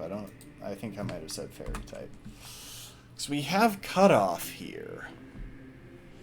If we boosted Cutoff enough, it might be able to sweep through with Drill Peck and maybe Bullet Seed if we can afford to keep that in the moveset, which I think we can. I think we can drop U-Turn for it. Depending on how we approached it, we might even be able to...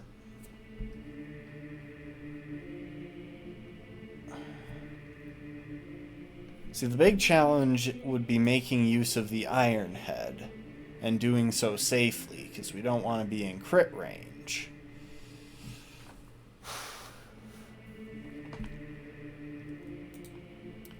So on the one hand, it would be nice to have a Grass-type Z-move in there to maybe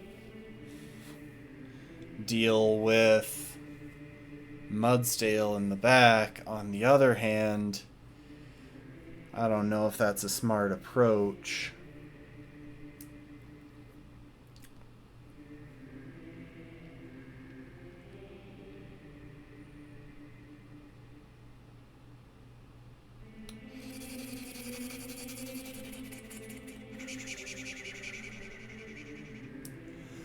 I need to think on this fight a little bit before next time. Yeah.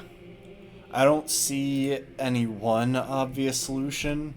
But I know that there are a couple of solutions that we can pull off here. It's just deciding which one we're going to go with. And how we're going to handle backups. Because it will be a bit tricky to deal with, like, potential crits.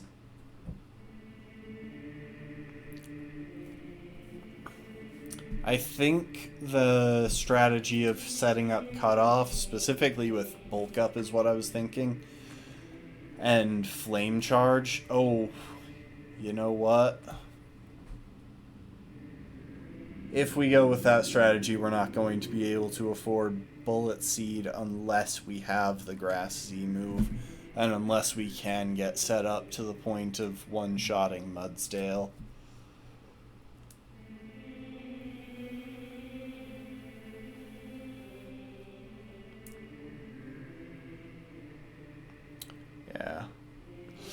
Yeah, this needs some more planning before we go into it. We definitely want to stop here instead of diving right in, because diving right in would just be a great way to get our entire team killed. So, we're going to call it there. That is the decision. Let me actually exit out of the menu now. And maybe we'll wrap up someplace vaguely cinematic. Why not?